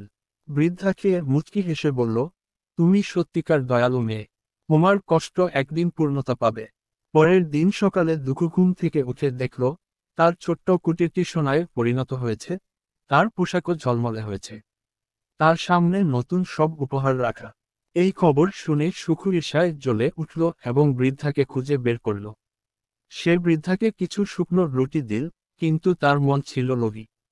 বৃদ্ধা তাকে বললেন, তুমি যদি সত্যিকার দয়া দেখাও, তবেই পুরস্কৃত হবে। পরের দিন সকালে সুখু ঘুম থেকে উঠে দেখল তার সব সম্পদ উধাও। তখন বুঝতে পারল দয়া ও অহংকারের মধ্যে পার্থক্য। সত্যিকার সুখ আসে দয়া ও ভালোবাসা থেকে, অহংকার থেকে নয়। হ্যান্সেল এবং গ্রেটেল। একবার এক গরিব কাঠুরে ছিল, তার দুটি সন্তান, একটি ছেলে হ্যান্সেল এবং একটি মেয়ে গ্রেটেল। তাদের মা বাবা ছিল খুব গরিব এবং তাদের কাছে খাবারের অভাব ছিল। একদিন তাদের মা বলল, আমরা এত দারিদ্র্যের মধ্যে আছি, আমাদের কাছে কিছুই নেই। আমরা যদি বাচ্চাদের অরণ্যে নিয়ে চলে যাই, তারা হয়তো কিছু খাবার খুঁজে পাবে। বাবাও একমত হলেন না, কিন্তু শেষমেশ মা তাদেরকে অরণ্যে ছেড়ে দেওয়ার সিদ্ধান্ত নিলেন। হ্যান্সেল, যেহেতু খুব বুদ্ধিমান ছিল, রাতে তার পকেট রুটি ভরে রাখল এবং অরণ্যে যাত্রার সময় রুটির টুকরোগুলি পথে ফেলে দেয়। তারা যখন অরণ্যের মধ্যে গভীরে চলে গেল, তখন মা বাবা তাদেরকে ফেলে চলে গেলেন। হ্যান্সেল আর গ্রেটেল কিছু দূর হেঁটে এক রহস্যময় মিষ্টির বাড়ি দেখতে পেল। বাড়িটি চকোলেট এবং মিষ্টির তৈরি ছিল। তারা খেতে শুরু করলো, কিন্তু বাড়ির মালিক ছিল এক বুড়ি পিশাচি, যে তাদেরকে দেখতে পেয়ে খুব হাসি মুখে বলল, তোমরা ক্ষুধার্ত, এসো আরো খাও। বুড়ি তাদেরকে খাঁচায় বন্দি করে ফেলল, যাতে তাদেরকে রান্না করে খেতে পারে। হ্যান্সেলকে খাঁচায় বন্দি রেখে গ্রেটেলকে কঠোর পরিশ্রমে লাগিয়ে দিল। তবে হ্যান্সেল এবং গ্রেটেল ছিল খুব বুদ্ধিমান। তারা বুঝতে পারল যে তাদের মুক্তির একমাত্র উপায় হলো বুড়িকে পরাস্ত করা। একদিন বুড়ি গ্রেটেলকে ওভেনের মধ্যে পানি গরম করতে বলল, কিন্তু গ্রেটেল চালাকির সাথে বুড়িকে ওভেনের মধ্যে ঠেলে দিল এবং দরজা বন্ধ করে দিল। বুড়ি মারা গেল। গ্রেটেল এবং হ্যান্সেল বাড়ির ভিতরের সোনালী ধনসম্পদ নিয়ে বের হয়ে এল। তারা বাড়ি ফিরে গেল এবং বাবা মা তাদেরকে দেখে অবাক হয়ে গেলেন। তারা বুঝতে পারলেন তাদের সন্তানরা কত সাহসী। পরবর্তীতে তারা সুখী হয়ে থাকলো, আর আর কখনো তাদেরকে ফেলে যেতে হয়নি। এভাবে হেন্সেল এবং গ্রেটেল তাদের বুদ্ধিমত্তা ও সাহস দিয়ে বিপদ কাটিয়ে সুখী জীবন শুরু করল। সোনার শহরের রহস্য। প্রাচীন কাহিনী বলে, এক দূরবর্তী ভূখণ্ডে লুকিয়ে আছে এক সোনার শহর, যার সন্ধানে বহু অভিযাত্রী হারিয়ে গেছে। একদিন অদিতি নামে এক সাহসিনী সেই শহরের রহস্য উন্মোচনের সংকল্প নিয়ে পথে বের হলো। তার হাতে ছিল এক পুরনো মানচিত্র, আর মনে ছিল এক অদম্য সাহস। অরণ্য পার হয়ে নদী পেরিয়ে সে পৌঁছালো এক পাহাড়ের কাছে, যেখানে দেখা পেল এক জাদুময় সুন্দর ও মায়াবতী পরীর। পরী তাকে একটি সোনালী আংটি দিয়ে বলল, যদি পথ হারাও, সূর্যের আলোয় এই আংটি তুলে ধরবে। অদিতি গুহার ভেতর প্রবেশ করতেই চারপাশে ঝলসে উঠল সোনালী আলো। চোখের সামনে ধীরে ধীরে উন্মোচিত হলো এক বিস্ময়কর শহর, সবকিছুই যেন সোনায় মোড়ানো। কিন্তু শহরটি ছিল শূন্য, মানুষের কোনো চিহ্ন নেই। বাতাসে ভাসছিল এক গোপন ফিসফিসানি। আমরা লোভের শিকার হয়েছিলাম, তাই অভিশপ্ত হয়েছি। যদি তুমি সত্যিকার মুক্তির পথ জানো, আমাদের উদ্ধার করো। অদিতি পরীর দেওয়া আংটি তুলে ধরল সূর্যের আলোয়। মুহূর্তে শহর জুড়ে আলো ছড়িয়ে পড়ল, আর সোনার আচ্ছাদন গলে গিয়ে শহরটি ফিরে পেল তার প্রকৃত রূপ, সবুজ বন, নির্মল জলধারা, আর হারিয়ে যাওয়া মানুষদের ফিরে আসা। পরী মৃদু হাসল, শুধু লোভমুক্ত হৃদয়েই প্রকৃত ধন খুঁজে পেতে পারে। আজ তুমি সোনার শহরকে তার সত্য সৌন্দর্য ফিরিয়ে দিলে। অদিতি বুঝল, সোনা নয়, ভালোবাসাই প্রকৃত ধন। রূপকথার শক্তির সন্ধান। এক ছিল অদিতি, এক সাহসী মেয়ে, যে ছোটবেলা থেকেই রূপকথার গল্প শুনতে ভালোবাসত। একদিন সে জানতে পারল, সত্যিকার রূপকথার শক্তি লুকিয়ে আছে এক রহস্যময় জাদুঘরে, যা শতাব্দীর পর শতাব্দী ধরে হারিয়ে গেছে।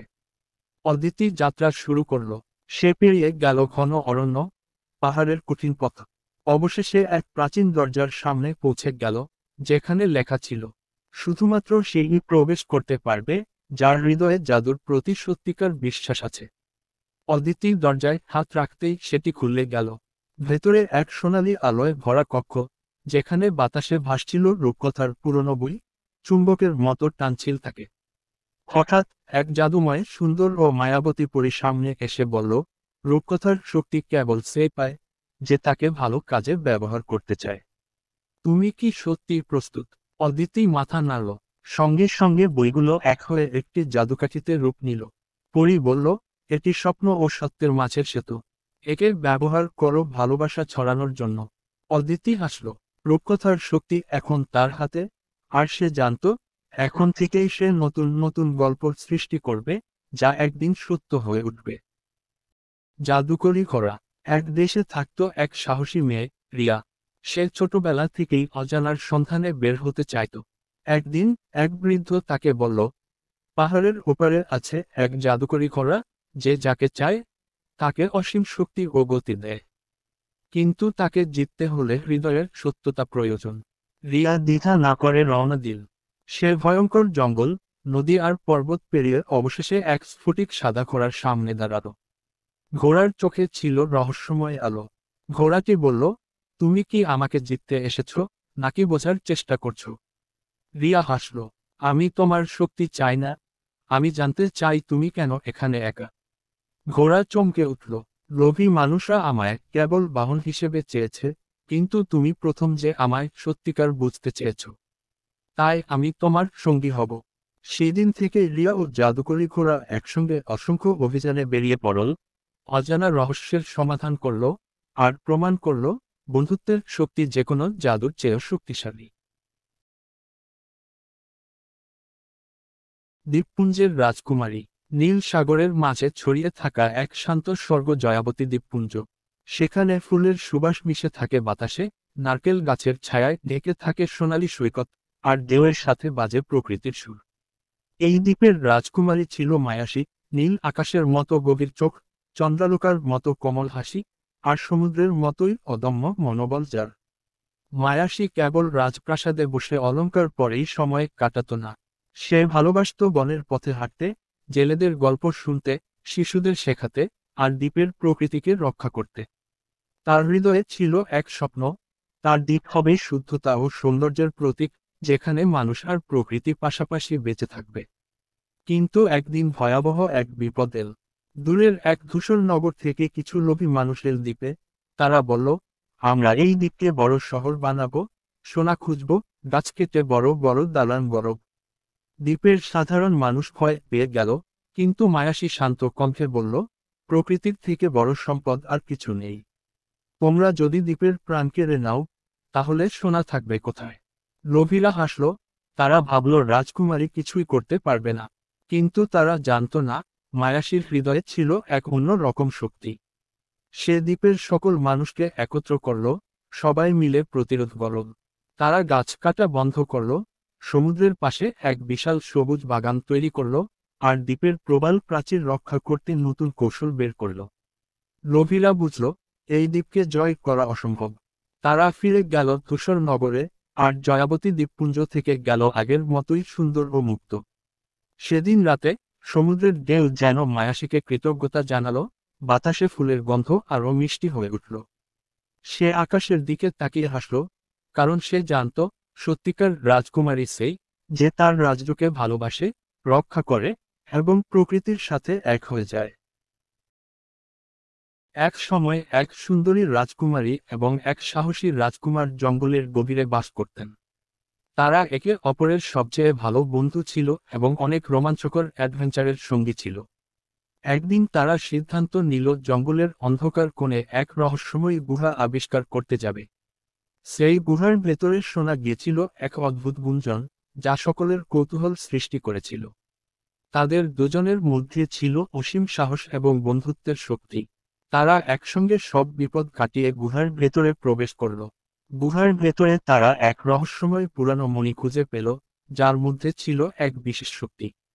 এই শক্তি দিয়ে তারা জঙ্গলের পাখি ও পশুদের সাহায্য করতে সক্ষম হল। তারা জানত, এই শক্তি তাদের দায়িত্ব ও সাহসিকতা দিয়ে ব্যবহার করতে হবে, যাতে জঙ্গলের সকল প্রাণী নিরাপদ ও সুখী থাকে। রাজকুমারী এবং রাজকুমার তাদের বন্ধুত্ব এবং সাহসিকতার মাধ্যমে জঙ্গলের রক্ষক হয়ে উঠল, এবং তাদের নাম জঙ্গলের সব জায়গায় সম্মানের সাথে উচ্চারিত হতে লাগল।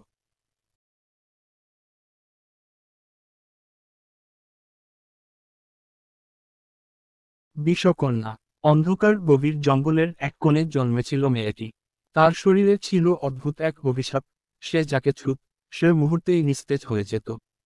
এই কারণে তার মা বাবা তাকে ছোটবেলায় জঙ্গলে ফেলে গিয়েছিল, আর তখন থেকে সে একা একা বেঁচে থাকার লড়াই শিখেছিল। তার গায়ের রং ছিল গভীর সবুজ, চোখ দুটি যেন বিষের চেয়েও তীক্ষ্ণ। গাছের পাতার মধ্যে লুকিয়ে থাকত সে, নদীর জলে তার প্রতিবিম্ব দেখত। জঙ্গলের পশুরাও ভয় পেত তাকে। কেউ তার কাছে আসতে চাইত না। কিন্তু একদিন এক তরুণী পথ হারিয়ে জঙ্গলে চলে এলো। মেয়েটি ভয় পেল, কারণ জানত, যদি সে এই আগন্তুককে ছোঁয়ে, তবে তারও মৃত্যু হবে। কিন্তু তরুণী ভয় না পেয়ে ধীরে ধীরে তার কাছে এলো। তুমি এত একা কেন? তরুণী জিজ্ঞেস করল। আমি বিষকন্যা, আমি কাউকে ছুঁতে পারি না, সে ফিসফিস করে বলল। তরুণী হেসে বলল, কিন্তু তুমি তো প্রকৃতির সন্তান। প্রকৃতি কখনো অভিশাপ দেয় না। সে কিছু একটা বের করল, একটা ছোট্ট সবুজ ফুল। এটা ধরো, সে বলল।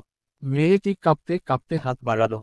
আশ্চর্য, কিছুই হলো না, বরং তার শরীর থেকে একটা কালো ছায়া উড়ে গেল, আর সে অনুভব করল এক অদ্ভুত হালকা ভাব। এই ফুল বিষ শুষে নিতে পারে, তরুণী বলল। তুমি এখন চাইলে অন্যদের স্পর্শ করতে পারবে। সেদিন থেকে বিষকন্যা আর একা রইল না। সে জঙ্গলের প্রাণীদের বন্ধু হয়ে উঠল, মানুষদের সাহায্য করতে লাগল। তার বিষ ধীরে ধীরে ওষুধে পরিণত হলো, আর সে অভিশপ্ত থেকে আশীর্বাদে পরিণত হলো। রাজকুমারী হওয়ার উপায়। একটি শান্তিপূর্ণ গ্রামের পাশ দিয়ে একটি মহাকাব্যিক বন বয়ে চলেছিল। সেই বনে বাস করত এক যুবতী, নাম ছিল সিমরান। সিমরান ছিল খুবই দয়ালু, সাহসী এবং অন্যদের সাহায্য করতে সব সময় প্রস্তুত। তার হৃদয়ে ছিল অনেক বড়, আর তার চরিত্র ছিল অগণিত গুণে পূর্ণ। গ্রামের মানুষরা জানত, সিমরানের মাঝে কিছু অদ্ভুত ক্ষমতা ছিল, যদিও সে কখনো সে ক্ষমতাগুলো প্রকাশ করত না। গ্রামের বয়স্ক লোকেরা বলতেন, এটি সেই ক্ষমতা, যা শুধুমাত্র একজন রাজকুমারী বা রাজকুমারের মধ্যে থাকতে পারে। একদিন গ্রামের রাজা ঘোষণা করলেন, আমাদের রাজ্যে নতুন রাজকুমারী প্রয়োজন, যিনি রাজ্যকে নিরাপদ রাখবেন, উন্নতি করবেন, এবং মানুষের দুঃখ দুর্দশা দূর করবেন। সবাই আশা করল রাজপরিবারের কেউ একজন রাজকুমারী হবে, কিন্তু রাজকুমারী হওয়ার জন্য ছিল কিছু বিশেষ গুণাবলী। 3টি চ্যালেঞ্জ ছিল: বীরত্ব, যা প্রমাণ করতে হবে যে তুমি কোন বিপদে ভয় পাও না; সাহায্য প্রবণতা, যে কোনো অসহায় বা বিপদগ্রস্ত মানুষের পাশে দাঁড়াতে হবে; নির্মল হৃদয়ে, অন্যদের প্রতি একনিষ্ঠ ভালোবাসা ও সহানুভূতির অনুভব রাখতে হবে। সিমরান, যদিও কোন রাজপরিবারের সদস্য ছিল না, কিন্তু সে জানত তার মধ্যে এই গুণগুলি রয়েছে। তাই সে রাজ্যের রাজকুমারী হওয়ার চ্যালেঞ্জে অংশগ্রহণের সিদ্ধান্ত নিল। প্রথম চ্যালেঞ্জ ছিল ভয়ঙ্কর অরণ্যের গভীরে একটি দৈত্যকে পরাজিত করা। সিমরান কোনো ভয় না পেয়ে অরণ্যে প্রবেশ করল এবং দৈত্যকে হারিয়ে দিল তার বুদ্ধিমত্তা এবং সাহসের মাধ্যমে। দ্বিতীয় চ্যালেঞ্জ ছিল এক মহিলার শিশুকে রাক্ষসদের হাত থেকে রক্ষা করা। সিমরান তা করতে গিয়ে শিশুটির জীবন বাঁচাল এবং তাকে সুরক্ষিত জায়গায় পৌঁছে দিল। তৃতীয় চ্যালেঞ্জ ছিল একটি গভীর নদী পার হওয়া, যেখানে অনেকেই পার হতে পারেনি। সিমরান নদীর অন্য পারে পৌঁছানোর জন্য নিজের শক্তি এবং বন্ধুত্বের শক্তি কাজে লাগিয়ে সবার সাহায্য নিয়ে নদী পার হল। শেষে রাজা তার সাহস, সহানুভূতি এবং অগ্রগামী মনোভাব দেখে তাকে রাজকুমারী ঘোষণা করলেন। সিমরান জানত রাজকুমারী হওয়া শুধু একটি উপাধি নয়, বরং এটি একটি দায়িত্ব। দায়িত্ব মানুষের জন্য কাজ করার, তাদের ভালোবাসা ও সেবা করার। এভাবে সিমরান, যে কখনো রাজকুমারী হওয়ার স্বপ্ন দেখেনি, সে তার আত্মবিশ্বাস, গুণাবলী এবং সাহসের মাধ্যমে রাজকুমারী হয়ে ওঠে। আর তার রাজত্বে সবাই শান্তি ও সুরক্ষায় বাস করতে থাকে। জাদুকরী রাজকুমারী। অনেক দিন আগে এলোরিয়ার রাজ্যে বাস করত এক রহস্যময় রাজকুমারী সেরাফিনা। সে ছিল অপূর্ব সুন্দরী এবং হৃদয়বান, কিন্তু তার ভাগ্যে ছিল এক ভয়ঙ্কর অভিশাপ। ছোটবেলায় এক দুষ্ট জাদুকর তার ওপর অভিশাপ দিয়েছিল: যতক্ষণ না তুমি তোমার সত্যিকার ভালোবাসার মানুষকে খুঁজে পাবে, ততক্ষণ তোমার চোখের প্রতিটি কান্নার বিন্দু স্মৃতি হয়ে ঝরে পড়বে এবং তুমি চিরকাল দুঃখী হয়ে থাকবে। সেরাফিনা জানত না কে তার প্রকৃত ভালোবাসার মানুষ। রাজ্যের বিভিন্ন প্রান্ত থেকে বহু রাজপুত্র এসেছিল তাকে বিয়ে করার জন্য, কিন্তু তার হৃদয় কারোর জন্যই স্পন্দিত হয়নি। প্রতিদিন রাতে সে রাজপ্রাসাদের বাগানে বসে কাঁদত, আর তার অশ্রুগুলো ঝরে গিয়ে বাতাসে মিলিয়ে যেত। কিন্তু সে জানত না, তার কান্নার প্রতিটি বিন্দু এক একটি স্মৃতির রূপ নেয় এবং আকাশে জ্বলজ্বল করতে থাকে। একদিন সে গভীর বনে হারিয়ে যায়, যেখানে এক রহস্যময় সুরকার বাঁশি বাজাচ্ছিল। তার সুর ছিল মন ছুঁয়ে যাওয়ার মতো, যেন সেই সুরের মধ্যেই লুকিয়ে আছে কোনো এক অজানা ব্যথা। সেরাফিনা তার দিকে তাকিয়ে বলল, তোমার সুর এত কষ্টের কেন? সুরকার হেসে বলল, কারণ আমি এক রাজকন্যাকে ভালোবাসতাম, যে হারিয়ে গেছে তার নিজের কান্নার মাঝে। সেরাফিনা চমকে উঠল। সে বুঝতে পারল, এই সুরকারই সেই ব্যক্তি যার জন্য তার হৃদয় অপেক্ষা করছিল। হঠাৎ তার চোখ থেকে আরেকটি অশ্রুবিন্দু গড়িয়ে পড়ল, কিন্তু এবার তা বাতাসে মিলিয়ে গেল না, বরং তা স্বর্ণের আলো হয়ে তার চারপাশে ঘুরে ফিরে এলো। সেই মুহূর্তে অভিশাপ ভেঙে গেল। সেরাফিনা আর কখনো কাঁদতে হয়নি, কারণ সে পেয়েছিল তার সত্যিকার ভালোবাসা। এরপর সে এবং সেই সুরকার একসঙ্গে রাজ্য শাসন করল এবং তারা চিরদিন সুখে শান্তিতে বাস করল। নিদ্রাহীন রাজকুমারী ও স্বপ্নরাজ্যের ট্রেন। সুদূর এক রাজ্যে ছিল এক সুন্দরী রাজকুমারী, ইলহামা। সে ছিল বুদ্ধিমতী, দয়ালু, কিন্তু তার এক সমস্যা ছিল, সে কোনোভাবেই ঘুমাতে পারত না। রাজ্যের চিকিৎসকেরা সবরকম চেষ্টা করেও তাকে ঘুম পাড়াতে ব্যর্থ হন। রাজা রানী চিন্তিত হয়ে পড়লেন। রাজ্যের বড় বড় জাদুকর, চিকিৎসক, এমনকি গল্প বলিয়ে পর্যন্ত এনে দেখা হলো, কিন্তু কিছুতেই কিছু হলো না। ইলহামা রাতে বিছানায় শুয়ে থাকত, কিন্তু ঘুম আসত না। একদিন রাজ্যের এক বৃদ্ধ জাদুকর বললেন, রাজকুমারী, তোমার ঘুম ফিরিয়ে আনতে হলে তোমাকে স্বপ্নরাজ্যের ট্রেনে চড়তে হবে। ইলহামা অবাক হয়ে বলল, স্বপ্নরাজ্যের ট্রেন? ওটা কি?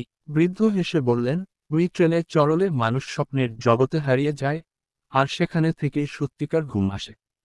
কিন্তু ট্রেনটি সহজে ধরা দেয় না। ইলহামা যাত্রা শুরু করল। একদিন পূর্ণিমার রাতে, যখন আকাশ ভরে উঠল ঝলমলে তারায়, হঠাৎ দূরে এক সোনালি ট্রেনের আওয়াজ পেল সে। ইলহামা দ্রুত ট্রেনে উঠে পড়ল। ট্রেনের ভেতরে সবাই যেন ভাসমান ছিল। চারপাশে তারা, মেঘের ওপর সেতু, আর ছোট ছোট নীল পরীরা উঠছিল। এক পর্যায়ে এক সুন্দরী পরী এল এবং বলল, রাজকুমারী, তুমি এখানে কি খুঁজছ? ইলহামা বলল, আমি ঘুমাতে চাই। পরী হাসল, তারপর বলল, তুমি যদি সত্যিকার শান্তি পেতে চাও তবে ভয়কে ভুলে যাও, মনে প্রশান্তি আনো। পরীরা ইলহামাকে এক সুন্দর নীলাভ ফুলের চা দিল। ইলহামা সেটি পান করতেই চোখ ভারী হয়ে এলো। আস্তে আস্তে তার চোখ বন্ধ হয়ে এলো, আর সে ডুব দিল গভীর ঘুমে। পরদিন রাজপ্রাসাদে সে ঘুম থেকে উঠল, এতদিন পর শান্তি ও আনন্দ নিয়ে। রাজ্যবাসী আনন্দে নাচতে লাগল, কারণ তাদের প্রিয় রাজকুমারী আবার স্বাভাবিক জীবনে ফিরে এসেছে। রাজা ঘোষণা দিলেন, এ রাজ্যে সবাই রাতের আকাশের সৌন্দর্য উপভোগ করবে, কারণ শান্তির ঘুম আসে মনের প্রশান্তিতে। এরপর থেকে ইলহামা আর কখনো নিদ্রাহীন হয়নি। গালিভারের নতুন অভিযান। গালিভার বহু বছর ধরে নানা রকম অভিযানে বের হয়েছে। লিলিপুটের ছোট মানুষদের দেশে গিয়েছিল, ভয়ঙ্কর দৈত্যদের দ্বীপে ছিল, এমনকি ভাসমান ল্যাপুটার রাজ্যেও গিয়েছিল। কিন্তু এবার তার সামনে এক নতুন রহস্যময় দ্বীপ। একদিন সমুদ্রে যাত্রা করার সময় হঠাৎ এক শক্তিশালী ঝড় উঠল। ঢেউয়ের ধাক্কায় তার জাহাজ উল্টে গেল, আর সে গিয়ে পড়ল এক অদ্ভুত দ্বীপে। চোখ খুলতেই সে দেখল আশেপাশে ছোট ছোট মানুষ দৌড়াদৌড়ি করছে, কিন্তু এবার তারা লিলিপুটের মানুষের মতো বন্ধুত্বপূর্ণ ছিল না। এত বড় দানব আমাদের রাজ্যে কেন এসেছে? একজন চিৎকার করল। গালিভার অবাক হয়ে তাদের বলল, আমি কোনো ক্ষতি করতে আসিনি, আমি কেবল পথ হারিয়ে এখানে চলে এসেছি। কিন্তু দ্বীপের রাজা তাকে পরীক্ষা করতে চাইল। যদি তুমি সত্যি ভালো মনুষ্য হও তবে তোমাকে আমাদের 3টি পরীক্ষায় উত্তীর্ণ হতে হবে। গালিভার রাজি হয়ে গেল। প্রথম পরীক্ষা, শক্তির পরীক্ষা। এক বিশাল পাথর ছিল, যা কেউ তুলতে পারত না। রাজা বলল, যদি তুমি আমাদের বন্ধু হতে চাও তবে এই পাথর সরিয়ে দেখাও। গালিভার সহজেই পাথর তুলে নদীর পাশে সরিয়ে রাখল। দ্বিতীয় পরীক্ষা, বুদ্ধির পরীক্ষা। এক জটিল ধাঁধা দেওয়া হল গালিভারকে। সে মনোযোগ দিয়ে ধাঁধার উত্তর দিল, যা কেউ আগে পারেনি। তৃতীয় পরীক্ষা, হৃদয়ের পরীক্ষা। রাজ্যের এক প্রবীণ ব্যক্তি অসুস্থ ছিল। গালিভার তার জন্য একটি ওষুধ বানিয়ে দিল, যা তার জাহাজের বাক্সে ছিল। বৃদ্ধ সুস্থ হয়ে উঠল। রাজা খুশি হয়ে বললেন, তুমি সত্যিই এক মহৎ মানুষ, তুমি আমাদের বন্ধু হতে পারো। গালিভার সেই রাজ্যে কিছুদিন কাটিয়ে দিল। তারপর একদিন সমুদ্রের ধারে এসে দেখল দূরে তার দল আবার নতুন জাহাজ নিয়ে এসেছে। আমি ফিরে যাচ্ছি, গালিভার বলল, কিন্তু তোমাদের কথা আমার মনে থাকবে চিরদিন। রাজ্যের মানুষ হাত নাড়িয়ে বিদায় জানাল, আর গালিভার আবার বেরিয়ে পড়ল নতুন এক অভিযানে। পোষা ডাইনোসর। রিমি আর আদিব ছিল 2 ভাইবোন, যারা জাদুবিদ্যায় বেশ পারদর্শী ছিল। তারা পাহাড়ের ওপারে এক ছোট্ট গ্রামে বাস করত, যেখানে নানা রহস্যময় ঘটনা ঘটত। একদিন তারা গভীর জঙ্গলে এক অদ্ভুত ডিম খুঁজে পেল। ডিমটি দেখতে ছিল বিশাল, চকচকে, আর তাতে ছোট ছোট নীল দাগ ছিল। আদিব জাদুর কাঠি দিয়ে সেটা ছুঁয়েই বলল, আমরা যদি এটা ফাটিয়ে দেখি। রিমি একটু ভয় পেল, কিন্তু কৌতূহল তাকে আটকে রাখতে পারল না। তারা দুজন মিলে ডিমটি আগুনের পাশে রাখল, আর কিছুক্ষণের মধ্যেই সেটি ফেটে গেল। সে ছিল বাদামি রঙের, তার চোখ দুটো বড় বড় আর উজ্জ্বল। ওহ, এটা তো অনেক মিষ্টি, রিমি বলল। আদিব হেসে বলল, আমরা ওর নাম রাখব ডিনো। ডিনো খুব তাড়াতাড়ি বড় হতে লাগল। সে দুষ্টুমি করত, গাছের পাতা খেত, আর মাঝে মাঝে আগুনও ছাড়ত। তারা বলল, এটা আমাদের গ্রামে রাখলে বিপদ হবে। কিন্তু রিমি আর আদিব জানত, ডিনো কখনোই কাউকে ক্ষতি করবে না। একদিন গ্রামের এক লোভী জাদুকর ডিনোকে চুরি করে নিয়ে গেল। রিমি আর আদিব সাহস করে জাদুকরের গুহায় গেল। তারা জাদুর কাঠি দিয়ে বলল, তুমি যদি ডিনোকে ছেড়ে না দাও তবে আমরা তোমার সব জাদু নষ্ট করে দেব। জাদুকর ভয় পেয়ে গেল। শেষ পর্যন্ত ডিনো আবার রিমি আর আদিবের কাছে ফিরে এল। গ্রামের লোকেরাও বুঝতে পারল ডিনো আসলে এক ভালো প্রাণী। তখন থেকে ডিনো গ্রামের পাহারাদার হয়ে গেল, আর রিমি ও আদিব তাকে নিয়ে নতুন নতুন জাদু শিখতে লাগল। গোলাপ রাজকুমার এবং কাটা রাজকুমারী। অনেক দূরের এক রাজ্যে ছিল এক রহস্যময় বাগান। সেই বাগানের একপাশে ফুটত হাজারো রঙের গোলাপ, আর অন্য পাশে ছিল কাটার এক বিশাল জঙ্গল। গোলাপের সৌরভ আর কাটার ভয়ের কারণে কেউ সেখানে যেতে সাহস করত না। সেই রাজ্যের রাজপুত্রের নাম ছিল রোহান। তিনি ছিলেন সাহসী ও উদার হৃদয়ের মানুষ। তিনি গোলাপ ভালোবাসতেন, তাই সবাই তাকে গোলাপ রাজকুমার বলে ডাকত। একদিন তিনি শুনলেন বাগানের কাটাঝোপের মাঝে একজন রাজকুমারী আটকা পড়ে আছে, যার নাম কাটা রাজকুমারী, তারারিনী। বলা হয় সে নাকি অভিশপ্ত। রাজকুমার রোহান সাহস করে কাটাঝোপের দিকে এগোলেন। কাটার ঝোপগুলো নিজে থেকেই নড়তে লাগল, যেন তাকে ঢুকতে দিচ্ছিল না। কিন্তু রোহান ভয় না পেয়ে তার সঙ্গে থাকা একটি জাদুর গোলাপ ছুঁয়ে দিল ঝোপের ওপর। হঠাৎ কাটাগুলো একটু সরল, আর তিনি দেখতে পেলেন কালো পোশাক পরা এক সুন্দরী রাজকুমারী, যার মাথায় কাটার মুকুট। তারারিনী বলল, আমাকে এক দুষ্ট জাদুকর অভিশাপ দিয়েছিল। সে বলেছিল, যদি কেউ সত্যিকারের ভালোবাসা নিয়ে আসে, তবেই আমি মুক্ত হব। কিন্তু কাটার দেয়াল কাউকে আসতে দেয় না। রোহান বলল, ভালোবাসা কাটার ভয় পায় না। রোহান গোলাপের পাপড়ি ছড়িয়ে দিল কাটার বনে। মুহূর্তেই সেই কাটাগুলো সোনালি আলো হয়ে মিলিয়ে গেল। তারারিনী মুক্ত হল।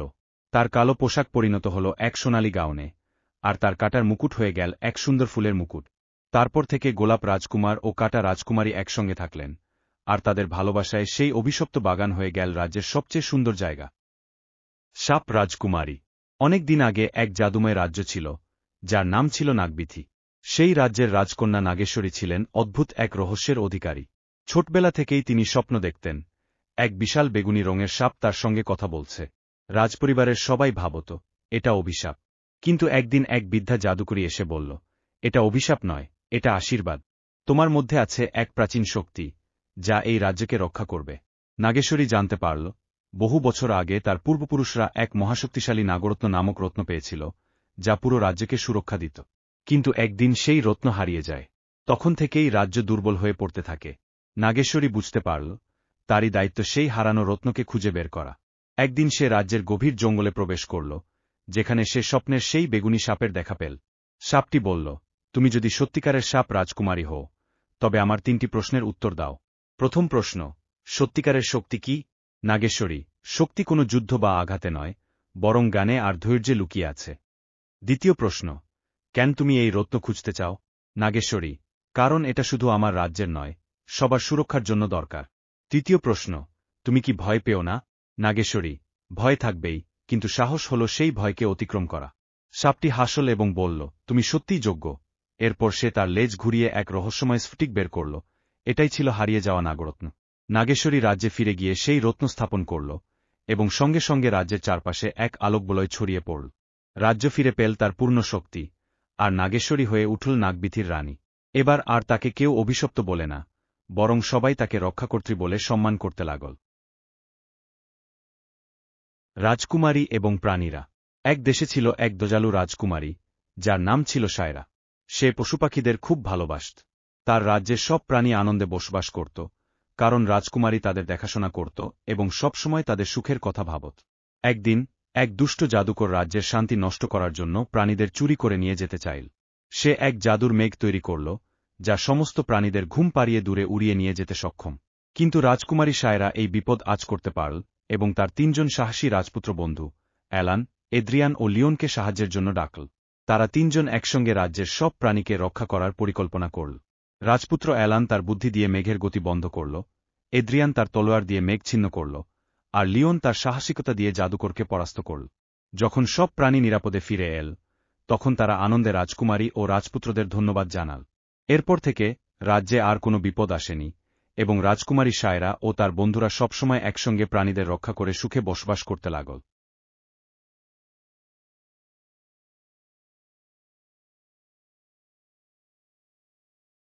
যোদ্ধা রাজকুমারী। অনেক দিন আগে জাহারা নামের এক রাজকুমারী ছিল, যে শুধু রূপেই নয়, শক্তিতেও অতুলনীয় ছিল। সে ছিল এক যোদ্ধা, যে তার রাজ্যকে শত্রুদের হাত থেকে রক্ষা করত। একদিন আগুনের দানব ইনফেরনো তার রাজ্যে আক্রমণ করল। সে তার আগুনের জাদু দিয়ে সবকিছু পুড়িয়ে ফেলতে লাগল। সাধারণ সৈন্যরা তার বিরুদ্ধে টিকতে পারছিল না। রাজ্যের মানুষ আতঙ্কে ছিল। তখনই রাজকুমারী জাহারা তার শক্তিশালী জলজাদু ব্যবহার করে ইনফেরনোর বিরুদ্ধে লড়াইয়ে নামল। আগুনের দানব প্রচণ্ড শক্তিশালী ছিল, কিন্তু জাহারা ভয় পায়নি। সে তার জাদু দিয়ে ইনফেরনোর আগুন নিভিয়ে দিতে শুরু করল। এক মহারণ শুরু হল, আগুন বনাম জল। ইনফেরনো রাগে ফেটে পড়ছিল, কিন্তু ধীরে ধীরে তার শক্তি কমতে লাগল। শেষ পর্যন্ত জাহারা তার সর্বশক্তি দিয়ে ইনফেরনোর আগুন সম্পূর্ণ নিভিয়ে দিল। ইনফেরনো পরাজিত হল, এবং রাজ্য আবার শান্তি ফিরে পেল। রাজ্যের মানুষ আনন্দে রাজকুমারী জাহারাকে জয়ী ঘোষণা করল। সেই দিন থেকে জাহারা শুধু রাজকুমারী নয়, যোদ্ধা রাজকুমারী নামে পরিচিত হয়ে উঠল।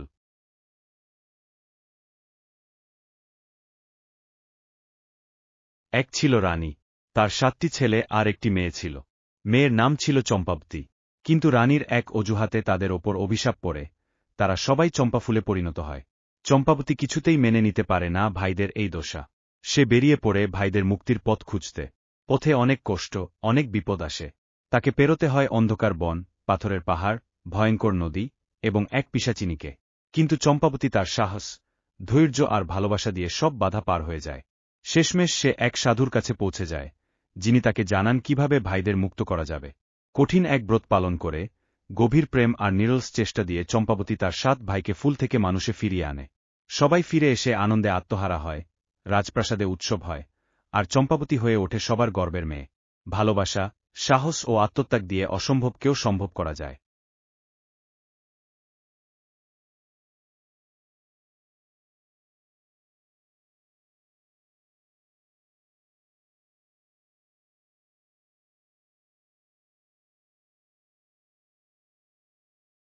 জাদুর মৌচাক।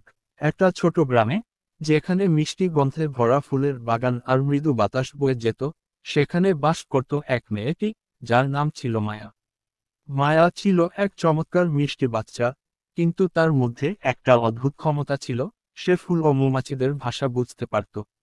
গ্রামবাসীরা জানত মায়া খুবই বিশেষ, তবে সে কখনো তার ক্ষমতা অন্যদের সামনে প্রকাশ করেনি।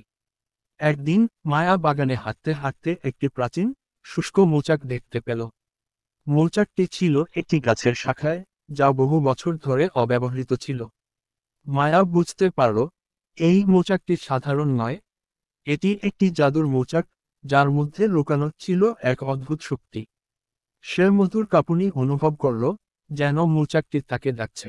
মায়া মৌচাকটি খুলে দেখল ভিতরে একটি ছোট, সোনালী রঙের মৌমাছি বসে রয়েছে। মৌমাছিটি মার দিকে তাকিয়ে বলল, ধন্যবাদ, তুমি আমাকে মুক্ত করেছ। আমি, এ জাতির রানী, তোমাকে একটি বিশেষ ক্ষমতা দেব। এই মৌচাকের মাধ্যমে তুমি প্রকৃতির শক্তি ও সৌন্দর্যকে ধারণ করতে পারবে। মায়া জানত, তাকে অবশ্যই এই ক্ষমতা সঠিকভাবে ব্যবহার করতে হবে। রানী মৌমাছি তাকে বলল, এই মৌচাকের জাদু দিয়ে তুমি গাছপালা, ফুল এবং মৌমাছিদের সাহায্য পাবে। কিন্তু মনে রেখো, এই শক্তি শুধুমাত্র ভালো কাজের জন্যই ব্যবহার করা উচিত। মায়া তার নতুন ক্ষমতা নিয়ে দ্রুত কাজ শুরু করল। গ্রামে এক মহাবিপদের, খরা, যে কারণে সমস্ত গাছ শুকিয়ে যাচ্ছিল এবং খাদ্যাভাব সৃষ্টি হচ্ছিল। মায়া তখন তার জাদু ব্যবহার করে গাছগুলোকে আবার প্রাণবন্ত করে তুলল, ফুল ও ফল দিয়ে আচ্ছাদিত করল, এবং মৌমাছিদের মাধ্যমে প্রকৃতির সঠিক ভারসাম্য ফিরিয়ে আনল। গ্রামবাসীরা অবাক হয়ে দেখল যে, সমস্ত গাছ আবার সবুজ হয়ে উঠেছে, ফুলের সুবাস ছড়াচ্ছে, এবং মৌমাছিরা মধু সংগ্রহ করতে আসছে। তারা জানল, মায় প্রকৃতির এই শক্তির রহস্য। মায়া তার ক্ষমতাকে ভালো কাজের জন্য ব্যবহার করতে শিখেছিল এবং গ্রামবাসীদের জন্য শান্তি ও সমৃদ্ধি ফিরিয়ে এনেছিল। একদিন রানী মৌমাছি মায়াকে আবার দেখা দিতে এসে বলল, তুমি প্রকৃতির সত্যিকার রক্ষক হয়ে উঠেছ, মায়া। তোমার এই ভালো কাজ ও নৈতিকতা পৃথিবী জুড়ে ছড়িয়ে পড়ুক। মায়া জানত, তার কাজ কখনো শেষ হবে না। সে পুরো পৃথিবীতে সুন্দর করতে চাইছিল, যেখানে প্রকৃতি ও মানুষ একে অপরের সাহায্যে বেঁচে থাকবে। আর তাই মায়া জাদুর মৌচাকের ক্ষমতা ব্যবহার করে সমস্ত পৃথিবীতে সৌন্দর্য ও শান্তি ছড়িয়ে দিতে শুরু করল। বর্ষার অতিথি। আষাঢ় মাসের শুরু। গ্রামের ছোট্ট কুঁড়েঘরের জানালায় বসেছিল ছোট্ট মেয়ে মায়া। আকাশ কালো মেঘে ঢেকে গেছে, বাতাসে ভেসে আসছে বৃষ্টির গন্ধ। হঠাৎ করে টিপ টিপ করে বৃষ্টি নামল। মায়া দৌড়ে বাইরে গেল, খোলা আকাশের নিচে দাঁড়িয়ে হাত মেলে দিল। সে যেন অপেক্ষা করছিল এই অতিথির, বর্ষার অতিথির। ঠিক তখনই মেঘের গর্জনের সঙ্গে সঙ্গে কোথা থেকে এক টুকরো রঙিন ছাতা উড়ে এসে পড়ল তার সামনে। ছাতার হাতলে বাঁধা ছিল এক চিরকুট। এই ছাতার নিচে দাঁড়ালেই শোনা যাবে বৃষ্টির গোপন কথা। মায়া অবাক হয়ে ছাতাটি খুলে মাথার উপর ধরল। আর তখনই শুরু হলো এক মধুর গল্প। বৃষ্টি বলছে, কিভাবে সে পাহাড় পেরিয়ে এসেছে, নদীকে জাগিয়েছে, ফসলকে জোয়ার দিয়েছে, আর মাটিকে দিয়েছে স্নেহভরা চুম্বন। মায়া মুগ্ধ হয়ে শুনছিল। এ যেন সত্যিকার অতিথি, যে শুধু জল নয়, সঙ্গে করে নিয়ে আসে গল্প, গান আর নতুন জীবনের বার্তা। শেষে বৃষ্টি থেমে গেল, ছাতার গল্প, ছাতাটি আবার হাওয়ায় ভেসে উড়ে গেল, যেভাবে এসেছিল। মায়া জানত, সে আবার আসবে, আগামী বর্ষায়, নতুন গল্প নিয়ে। প্রকৃতির প্রতিটি ঋতুই তার নিজের মতো অতিথি, যার উপহার হৃদয়ে ধরে রাখতে হয়। হারানো পরী। চাঁদের আলোয় ভেসে যাওয়া এক সন্ধ্যায়, পাহাড়ের পেছনের অরণ্যে খেলছিল শাসিনী আর তার বন্ধুরা। হঠাৎ ঝোপের ভেতর থেকে এক হালকা আলো দেখতে পেল তারা। শাহসিনী ধীরে ধীরে এগিয়ে গেল, আর দেখতে পেল একটা ছোট্ট মায়াবতী পরী গাছের নিচে বসে কাঁদছে। পরীটির গায়ে ছিল আকাশী রঙের পোশাক, চোখে কুয়াশার মতো জল। সে বলল, আমি রূপলতা, জাদুর উপত্যকা থেকে এসেছি। ঝড়ের রাতে হারিয়ে গেছি, আর এখন বাড়ি ফিরতে পারছি না। শাহসিনী পরীর হাত ধরল, বলল, চলো, আমরা তোমায় ফিরিয়ে দেব। কিন্তু তোমার জাদুর দরজাটা খোলে কিভাবে? পরীটি বলল, একটা বিশেষ গান আছে, যা ভালোবাসা আর বন্ধুত্বে তৈরি। সেই গান গাইলেই দরজা খুলবে। তারা সবাই মিলে হাত ধরে গেয়ে উঠল এক মায়াবী সুর। আলো আর ছায়া মিলে, ফিরে আসো পরীর দেশে। হঠাৎ আকাশে ঝলকে উঠল এক রূপালী আলো। বনজুড়ে খুলে গেল এক চকচকে দরজা। রূপলতা হাসল, চোখে কৃতজ্ঞতা। তোমরা শুধু আমাকে পথ দেখাওনি, আমার হৃদয়ের সাহসও জাগিয়ে দিয়েছ। পরীটা উড়ে চলে গেল আকাশের দিকে। তবে যাওয়ার আগে একটা ছোট্ট নীল পালক শাহসিনীর হাতে রেখে গেল, ভবিষ্যতে যদি কখনো তাকে দরকার হয়, এই পালক ডাক দেবে। শাহসিনী জানে, রূপলতা হারিয়ে গিয়েছিল, কিন্তু সেই রাতে ওরা সবাই এক নতুন বন্ধুকে খুঁজে পেয়েছিল। মিথ্যেবাদী রাখাল। অনেক দিন আগের কথা। এক গ্রামে এক রাখাল ছেলে বসত। প্রতিদিন সে গ্রামের গরুগুলো চড়াতে নিয়ে যেত এক পাহাড়ের ঢালে। গরু চড়ানোর ফাঁকে তার সময় কাটত একা একা বসে। একদিন খেলার ছলে সে জোরে চিৎকার করে উঠল, বাঘ এসেছে! বাঘ এসেছে! সবাই বাঁচাও! গ্রামের লোকেরা কাজ ফেলে ছুটে এল তাকে বাঁচাতে। কিন্তু এসে দেখে কোথাও কোনো বাঘ নেই। রাখাল হাসতে হাসতে বলে, হাহা, আমি তো মজা করছিলাম। লোকেরা খুব বিরক্ত হয়ে ফিরে গেল। কিছুদিন পর রাখাল আবার একই কাজ করল। আবার চিৎকার, বাঘ এসেছে! বাঁচাও! আবার লোকেরা দৌড়ে এল আর আবারও রাখাল হেসে বলে, আরে মজা করলাম। এবার গ্রামবাসীরা আরও রেগে গেল। এরপর একদিন সত্যিই একটি বাঘ এসে পড়ল। রাখাল ভয়ে চিৎকার করে উঠল, বাঘ এসেছে! এবার সত্যিই এসেছে! দয়া করে কেউ বাঁচাও! কিন্তু এবার কেউ এল না।